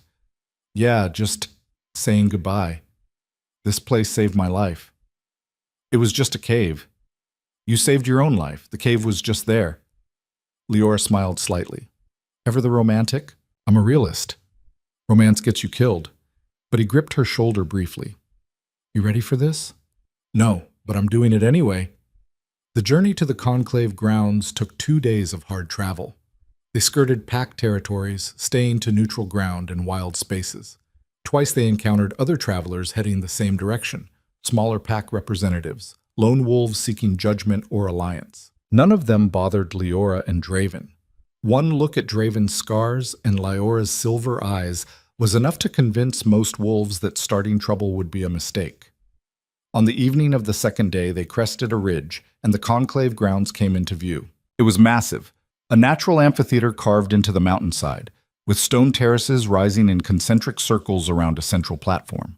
Hundreds of wolves were already there, setting up camps on the outer terraces, conducting business in the market areas that had sprung up like mushrooms. There, Draven pointed to the highest terrace where 5 large pavilions flew different pack banners. The Council of Alphas. That's where you'll present your case. Leora's stomach twisted. This was it. No more planning, no more preparing. Tomorrow, she would stand before the most powerful wolves in the region and accuse Alpha Garrick of murder. And either they would listen or they would destroy her. They made camp on one of the lower terraces, far from the main activity but with a clear view of the central platform. As night fell, fires sprang up across the amphitheater like stars, and the sound of conversation and music filled the air. Get some sleep, Draven said. You present at midday tomorrow. You'll want to be rested. I won't be able to sleep. Try anyway. But Leora did sleep, exhaustion finally overcoming anxiety. And she dreamed. She dreamed of her mother, young and beautiful, holding a small silver-haired child and running through the forest. She dreamed of Garrick, younger but just as cruel, ordering her mother's execution while a teenage Kyle watched with horror on his face. She dreamed of power, vast and ancient and terrible, waking up inside her like a beast opening its eyes after a long slumber. When she woke, the sun was already climbing. Draven had coffee ready, real coffee, traded from one of the merchants, a luxury she hadn't tasted in months. Drink, he said. You'll need it. The morning passed in a blur of activity. Representatives from various packs arriving, disputes being settled, alliances being negotiated. Leora watched it all from their camp, her nerves wound tighter with each passing hour. Finally, just before midday, a horn sounded, 3 long blasts that echoed across the amphitheater. "That's the call," Draven said. "Council is in session. Anyone with grievances to present should approach the platform." Leora stood. Her legs felt like water, but she forced them to move. Draven walked beside her, a steady presence at her shoulder. They descended to the central platform. Already, a small crowd had gathered. Petitioners with disputes over territory, trade, bloodline conflicts. Leora took her place at the back of the line, the execution records clutched in her hand.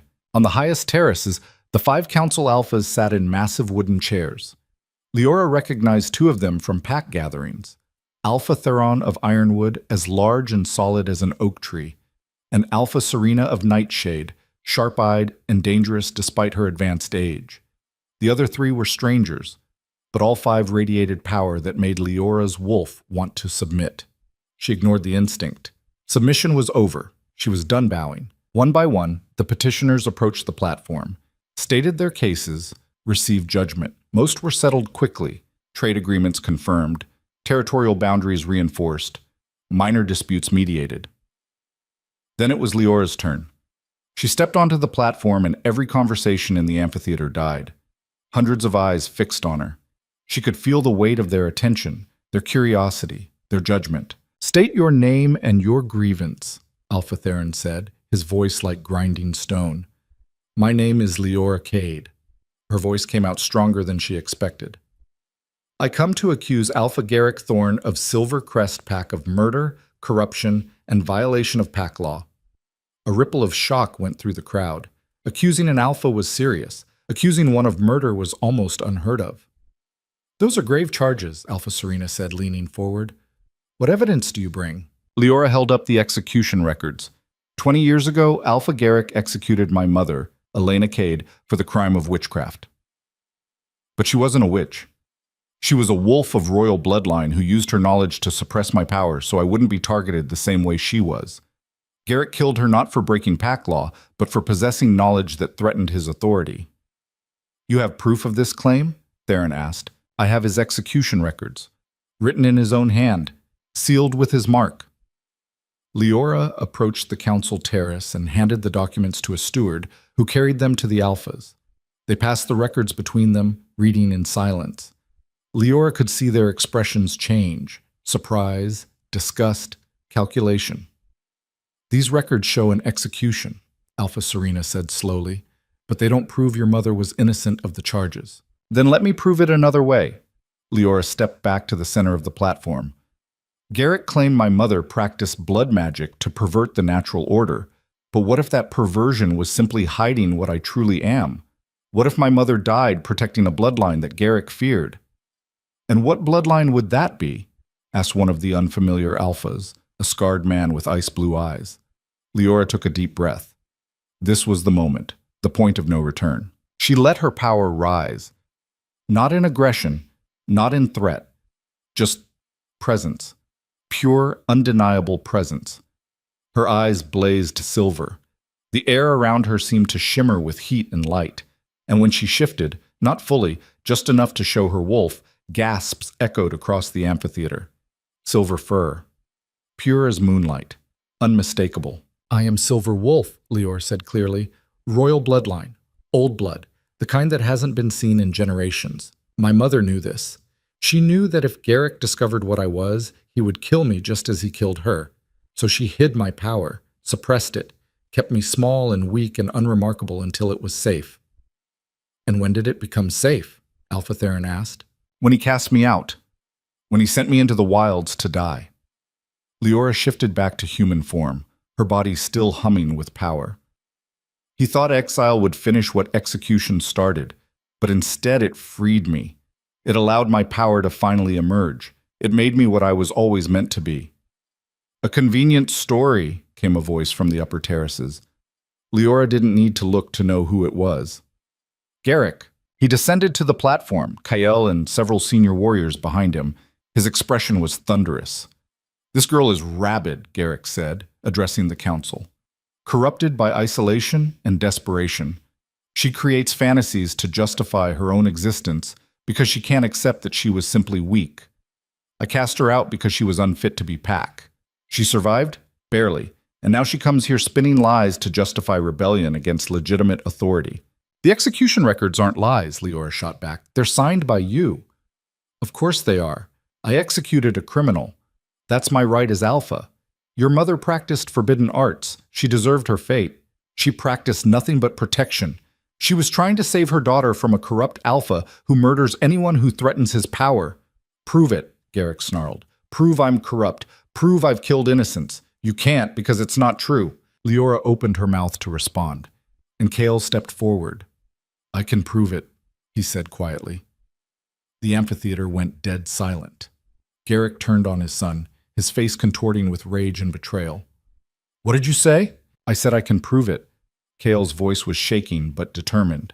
I've been keeping records of the Omegas you've beaten for minor infractions, of the challengers you've had assassinated before they could issue formal combat, of the bribes and threats and manipulation you've used to maintain power. He pulled a small journal from his jacket. It's all here. Years of evidence. I was too afraid to speak before, but I'm not afraid anymore. You treacherous little... Garrick lunged for Kyle. Draven was faster. He intercepted Garrick with a shoulder block that sent the larger Alpha stumbling. Warriors surged forward from both sides, weapons drawn. Enough! Alpha Theron's voice boomed across the amphitheater like thunder. There will be no violence on Conclave grounds. Everyone froze. Theron stood, his massive frame somehow even more imposing than before. These are serious accusations from multiple sources. They demand investigation. He looked at Garrick. Alpha Garrick Thorne, you are hereby ordered to submit to a formal inquiry by the Council of Alphas. All records will be examined. All witnesses will be heard. And if these charges are proven true, you will face judgment. Garrick's face was purple with fury. This is an outrage. I am a sitting Alpha. You can't... We can and we are. Alpha Serena cut him off coldly. Pack law supersedes individual authority. You know this. Unless... Her eyes glinted dangerously. You wish to challenge the Council's authority? In which case, we'll be happy to remind you why that's a mistake. For a long moment, Garrick looked like he might actually try it. His hand went to the knife at his belt, his body tensing. Then slowly, he released the weapon. Fine, he spat. Investigate. You'll find nothing but the lies of a vengeful child and a traitorous son. I've done nothing wrong. Then you have nothing to fear from the truth, Theron said. He turned to Leora. You and your witnesses will remain at the conclave under council protection until the inquiry is complete. No one, he looked pointedly at Garrick, will touch you. Is that understood? Garrick nodded stiffly. The council dismissed everyone, and the crowd dispersed in a buzz of shocked conversation. Leora found herself surrounded immediately, Draven on one side, Kyle on the other, and a dozen council guards forming a protective ring. You did it, Draven said quietly. They're actually going to investigate. We did it, Leora corrected. She looked at Kyle. Thank you for speaking up. I know that wasn't easy. It was the right thing to do. Kyle's expression was haunted. I should have done it years ago, before... He stopped. I'm sorry. For everything. I know it doesn't fix anything, but I'm sorry. Leora wanted to hold on to her anger, wanted to keep him at arm's length. But the truth was, he'd just risked everything to help her. That counted for something. We'll talk, she said. After. When this is over. That's more than I deserve. The guards escorted them to a secure tent on the council terrace. As they walked, Leora could feel the eyes on her. Some hostile, some curious, some newly respectful. The outcast who'd been dismissed as nothing was now the wolf who'd challenged an alpha and lived. That night, Leora stood outside the tent, staring up at the stars. Draven joined her, handing her a cup of something that smelled like spiced wine. How are you feeling? He asked. Terrified, exhausted, vindicated. She took a sip. The wine was warm and helped settle her nerves. I can't believe it actually worked. It worked because you were right, and because you were brave enough to stand up and say it. Draven clinked his cup against hers. To justice, and to silver wolves who refused to stay dead. To mothers who died protecting their daughters, Leora added softly, and to second chances. They drank in companionable silence, watching as the conclave settled for the night. Tomorrow, the inquiry would begin. Witnesses would be called, evidence examined, judgment rendered. But tonight, for the first time since her exile, Leora felt something she'd thought was lost forever. Hope. Not the desperate, fragile hope of the dying, but the fierce, burning hope of someone who'd fought their way out of hell and lived to tell the tale. She'd survived the wilds, survived the rejection, survived every attempt to break her, and now she was going to do more than survive. She was going to win. The inquiry began at dawn. Leora woke to the sound of horns, 3 sharp blasts that echoed across the amphitheater like a battle cry. Her stomach was in knots, her hands trembling as she dressed in the clean clothes Draven had somehow procured. Simple but dignified. The clothes of someone who had nothing to hide. "Ready?" Draven asked from the tent entrance. "No, but that's never stopped me before." The council had set up the inquiry on the central platform, visible to everyone in the amphitheater. Transparency, Alpha Theron had called it, a reminder that pack law applied to everyone, even alphas. Hundreds of wolves filled the terraces, packed shoulder to shoulder. Some had traveled for days just to witness this. Word had spread fast, a silver wolf accusing a sitting alpha of murder. It was the kind of spectacle that happened once in a lifetime. Leora took her place on one side of the platform. Garrick stood on the other, flanked by his warriors, his expression carved from ice. Between them, the 5 council alphas sat in judgment. Alpha Theron stood. "We are gathered to investigate serious charges against Alpha Garrick Thorn of Silver Crest Pack. The accused has the right to defend himself. The accuser has the right to present evidence and witnesses. We will hear all testimony, examine all evidence, and render judgment based on pack law alone." His gaze swept the crowd. "There will be order, there will be respect. Anyone who disrupts these proceedings will be removed. Is that understood?" A chorus of agreement rippled through the crowd. "Then we begin." Theron nodded to Leora. "Present your first witness." Leora's throat was dry. "I call Kyle Thorn." Murmurs erupted. A son testifying against his father was almost unheard of. It violated the deepest bonds of pack and family. Kale stepped onto the platform.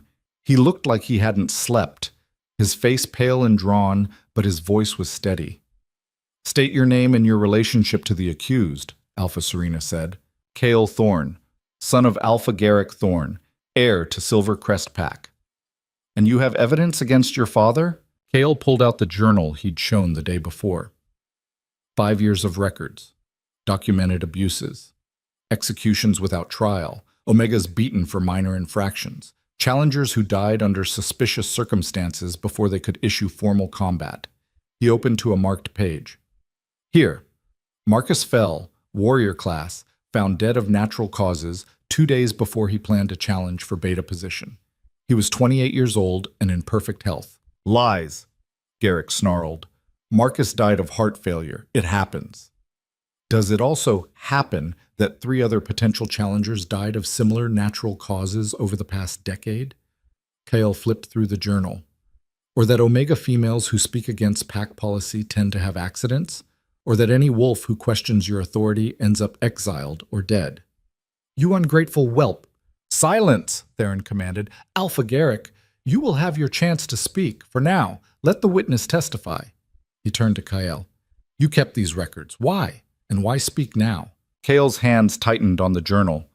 "Because I was a coward. I saw what my father was doing, and I told myself it was necessary, that alphas had to be strong, had to make hard decisions. I convinced myself that cruelty was the same as strength." His voice cracked slightly.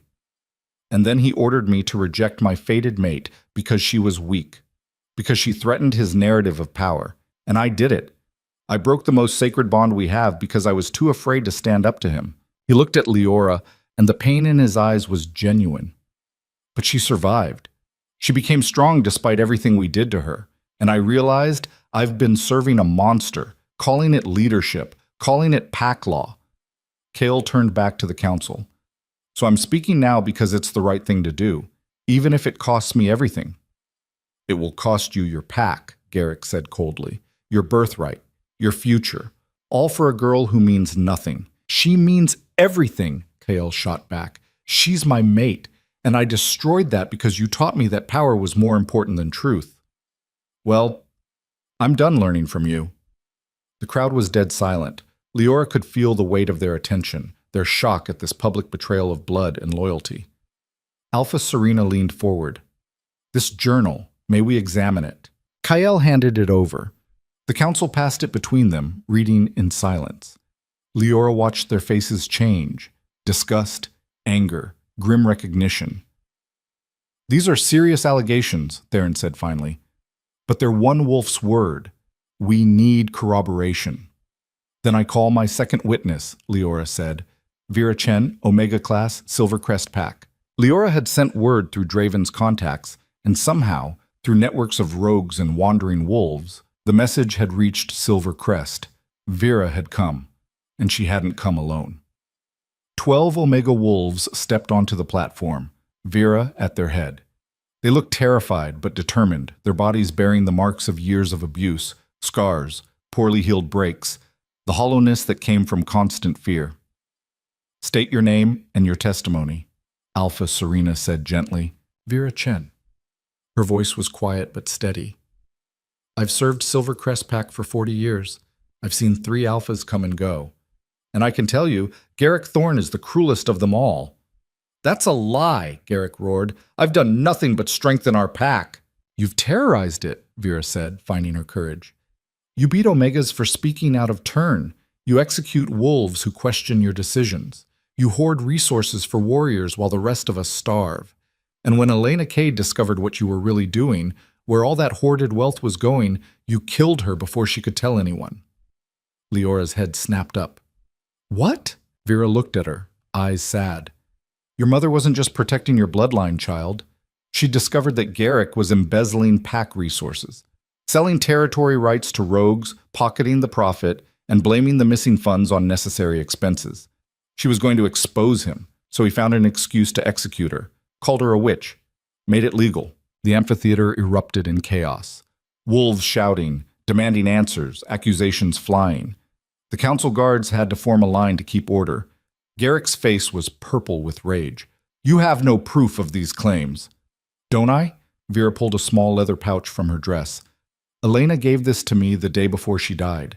Told me to hide it, to keep it safe, until someone could use it. I've carried it for 20 years, waiting for the right moment." She handed the pouch to Alpha Theron.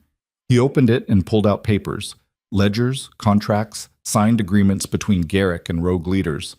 The proof was irrefutable. Theron's expression went thunderous.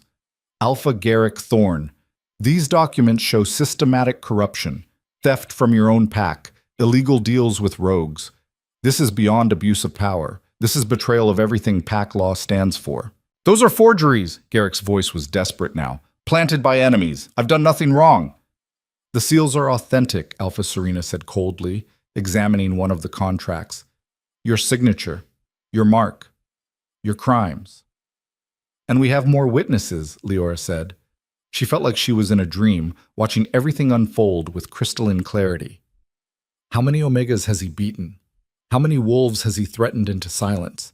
How many lives has he destroyed to maintain his power? One by one, the Omega wolves stepped forward. Each told their story: abuse, intimidation, corruption. The picture that emerged was damning. Garrick Thorne wasn't just a harsh alpha. He was a tyrant who'd built his power on fear and violence and theft. When the last witness finished, the amphitheater was silent. Even Garrick's own warriors were staring at him with expressions of betrayal and disgust. Alpha Theron stood. "We have heard enough. The evidence is clear. The testimony is consistent.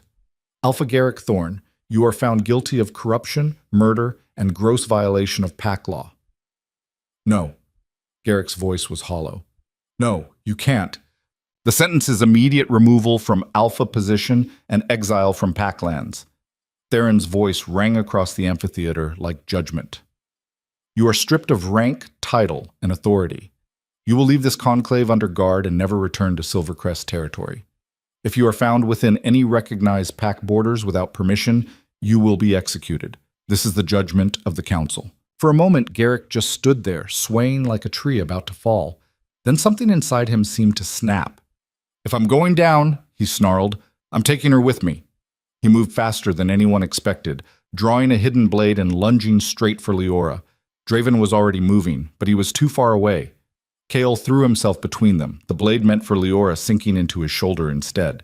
He grunted in pain but held firm, his hands locking around his father's wrists. "Enough," Kale gasped. "It's over. You've lost." Garrick stared at his son, at the blood spreading across Kale's shirt, and something in his eyes went dead. He released the blade and stepped back, empty-handed and defeated. The council guards swarmed him, securing his arms, removing any other weapons. Garrick didn't resist. He just stared at Leora with pure hatred. "You've destroyed everything," he said flatly. No." Leora's voice was steady. "You destroyed it. I just made sure everyone knew." They dragged Garrick away, the crowd parted to let them through, and Leora caught glimpses of wolves spitting at him, cursing him, throwing the contempt back that he'd shown them for years. Kale collapsed to his knees, his hand pressed to his bleeding shoulder. Leora moved to him instinctively, her healing knowledge kicking in. "Let me see," she said, peeling his hand away from the wound. The blade had gone deep but missed anything vital. "You'll live, but you need stitches." "I know." Kale's voice was strained. "I'm sorry. For everything. For not standing up sooner. For... Not now." Leora pressed a clean cloth against the wound. "We'll talk later. Right now. Just breathe." Draven appeared with a medic who took over treating Kael's injury.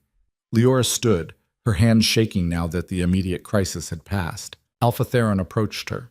"Well handled. All of it. You fought with truth instead of claws, and truth won." "What happens now?" Leora asked. "To Silvercrest? To..." She glanced at Kael. "To the pack?" "That depends." Theron studied her. "Garrick is exiled. The pack needs a new alpha. Kael is the heir, but given his testimony against his father, his position is complicated. The warriors might not accept him." "They shouldn't," Kael said from where the medic was working. "I was complicit for too long. I don't deserve to lead." "Then who?" Alpha Serena had joined them. "The Beta? The senior warriors? None of them have the strength to hold the pack together after this kind of scandal." There was a long pause. Then Draven said quietly, "She does." Everyone turned to look at Leora. "What?" Leora's voice came out strangled. "No, I can't. I'm not..." "You're Silver Wolf. Royal bloodline. You challenged a corrupt alpha and won." Theron's eyes were calculating. "You have the power. The people know your story, and you've proven you'll fight for truth even when it costs you everything. Those are the qualities of a leader. I'm 20 years old. I've been packed for less than a day. They'll never accept me." "They might surprise you," Serena said. "Wolves respect strength, yes, but they also respect courage. And what you did here took more courage than most alphas show in a lifetime." "I don't want to be alpha," Leora said desperately. "I just wanted justice for my mother." "You got justice," Draven said. "Now the question is, what do you do with it? Walk away and let Silvercrest fall into chaos? Or step up and build something better?" Leora looked at the faces around her, Theron and Serena, experienced and powerful. Draven, who'd taught her to be strong. Kael, who'd sacrificed everything to do the right thing. The Omega Wolves, who'd risked their lives to testify.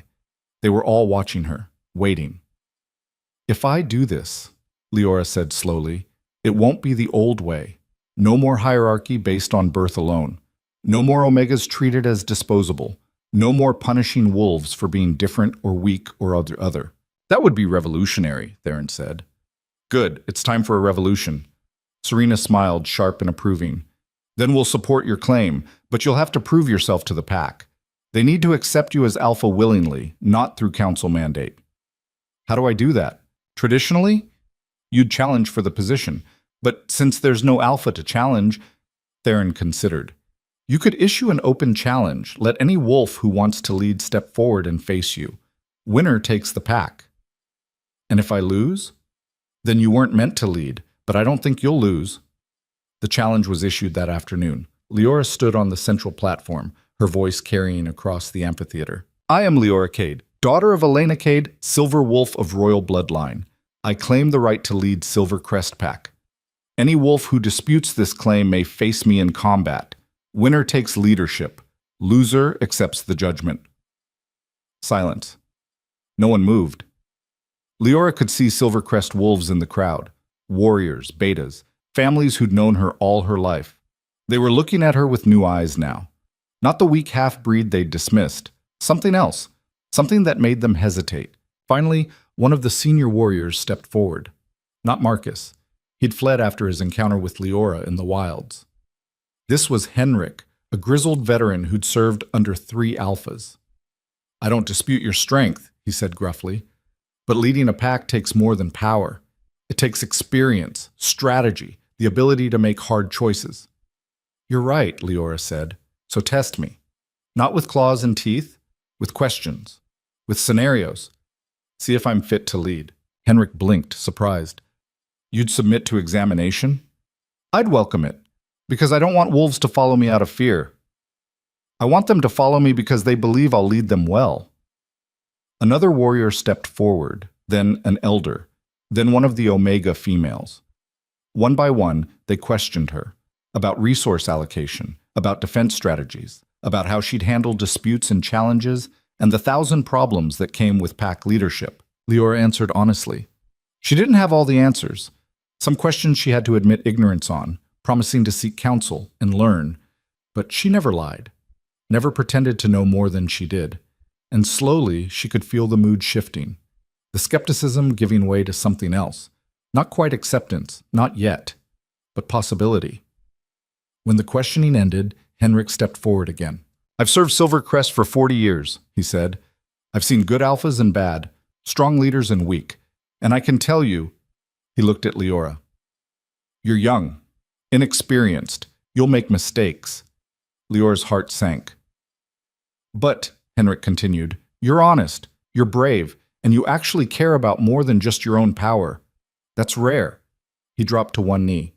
"I'll follow you, not because you're the strongest, but because I think you'll be the best." One by one, the other questioners knelt. Then more Silvercrest wolves. Then others, rogues, outsiders, wolves who'd heard her story and saw in her something worth believing in. Within minutes, half the amphitheater was on their knees. Leora stood frozen, overwhelmed. This wasn't how she'd imagined it. She'd thought there would be blood and violence and a brutal fight for dominance. Instead, there was this: quiet acceptance, willing submission, respect earned through truth instead of terror. Alpha Theron stepped onto the platform. "By the authority of the Council of Alphas, I recognize Leora Cade as Alpha of Silvercrest Pack. May her leadership be just. May her strength protect her people. May her wisdom guide them through the challenges ahead." He produced a silver chain, the mark of Alpha authority, and placed it around Leora's neck. The weight of it was shocking, symbolic and real at the same time. Leora was Alpha. She'd gone from outcast to leader in less than 2 months. The ceremony that followed was a blur. Formal oaths, recognition from other alphas, pledges of loyalty from her new pack. Leora went through the motions, her mind still reeling. When it was finally over, when the last ritual was complete and the crowds dispersed, Leora found herself alone on the platform with Draven and Kael. "How are you feeling?" Draven asked. "Terrified, like I'm about to fail spectacularly." Leora touched the silver chain. "I don't know how to be an alpha." Nobody does it first. You learn by doing. Draven gripped her shoulder. "And you won't be alone. You've got advisors, warriors, people who believe in you. Will you stay?" The question came out before Leora could stop it. "I know you said you chose to be alone, but I'll stay," Draven said. "At least until you're settled. Someone needs to make sure you don't get yourself killed in the first week." "What about you?" Leora turned to Kael. His shoulder was bandaged, his face still pale from blood loss. "What are you going to do?" "I don't know." Kael's voice was hollow. "I can't be heir anymore. Can't be beta. I testified against my own father. Most packs would exile me for that. But not this one," Leora said firmly. "You stood up when it mattered. You chose truth over loyalty. That takes strength." She took a breath. "I want you to stay. Not as heir, not as my mate. That's broken and I don't know if it can be fixed. But as someone who reminds me why this matters. Why fighting corruption is worth the cost." Kale looked at her with something like hope. You'd trust me? After what I did? I trust you to keep being honest, to keep standing up. That's all I need. Leora extended her hand. Stay. Help me build something better than what your father created. Kale took her hand. His grip was warm, and for just a moment, Leora felt the faintest echo of the bond they'd shared. Damaged, but not completely dead. Maybe, someday, it could be repaired. But that was a problem for another day. 3 weeks later, Leora stood at the edge of Silvercrest territory, watching as workers rebuilt structures damaged during Garrick's reign. The pack house was being renovated, opened up, made less fortress and more community center. The Omega quarters were being expanded and improved. Resources were being redistributed fairly. It wasn't perfect. There were still wolves who questioned her authority, who muttered about how young she was, how inexperienced. There were challenges to overcome. Neighboring packs testing her boundaries, rogues probing for weakness, internal disputes that needed mediation. But it was hers. Her pack. Her responsibility. Her chance to prove that strength didn't have to mean cruelty. That power could be used to protect instead of dominate. Vera approached, carrying a basket of bread fresh from the new communal ovens. Thought you might be hungry, she said, offering a piece. Leora took it gratefully. Thank you. For everything. For keeping my mother's evidence safe all these years. For believing in me when no one else did. I didn't keep it safe for you, child. I kept it safe for the truth. The fact that you were the one to use it? Vera smiled. That's just the universe working the way it should. Do you really believe that? That things work out the way they're supposed to? I believe that suffering can make us stronger, or it can break us. You chose to be stronger. That's what made the difference. Vera patted her hand. Your mother would be proud of who you've become, of what you're building here. Leora felt tears sting her eyes, but blinked them back. I hope so. I'm trying to honor her memory, to make sure she didn't die for nothing. She didn't. She died protecting something precious, and that something grew up to change everything.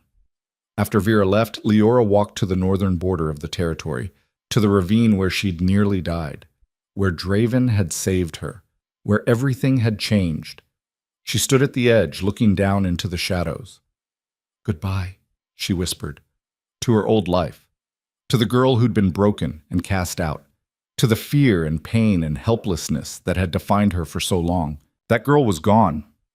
In her place stood Alpha Leora Cade, Silver Wolf, leader, survivor. She'd been rejected, and it had destroyed her. But from that destruction, something new had been forged, something stronger, something that couldn't be broken by cruelty or crushed by rejection. She'd learned that worth wasn't given by others, it was claimed by yourself.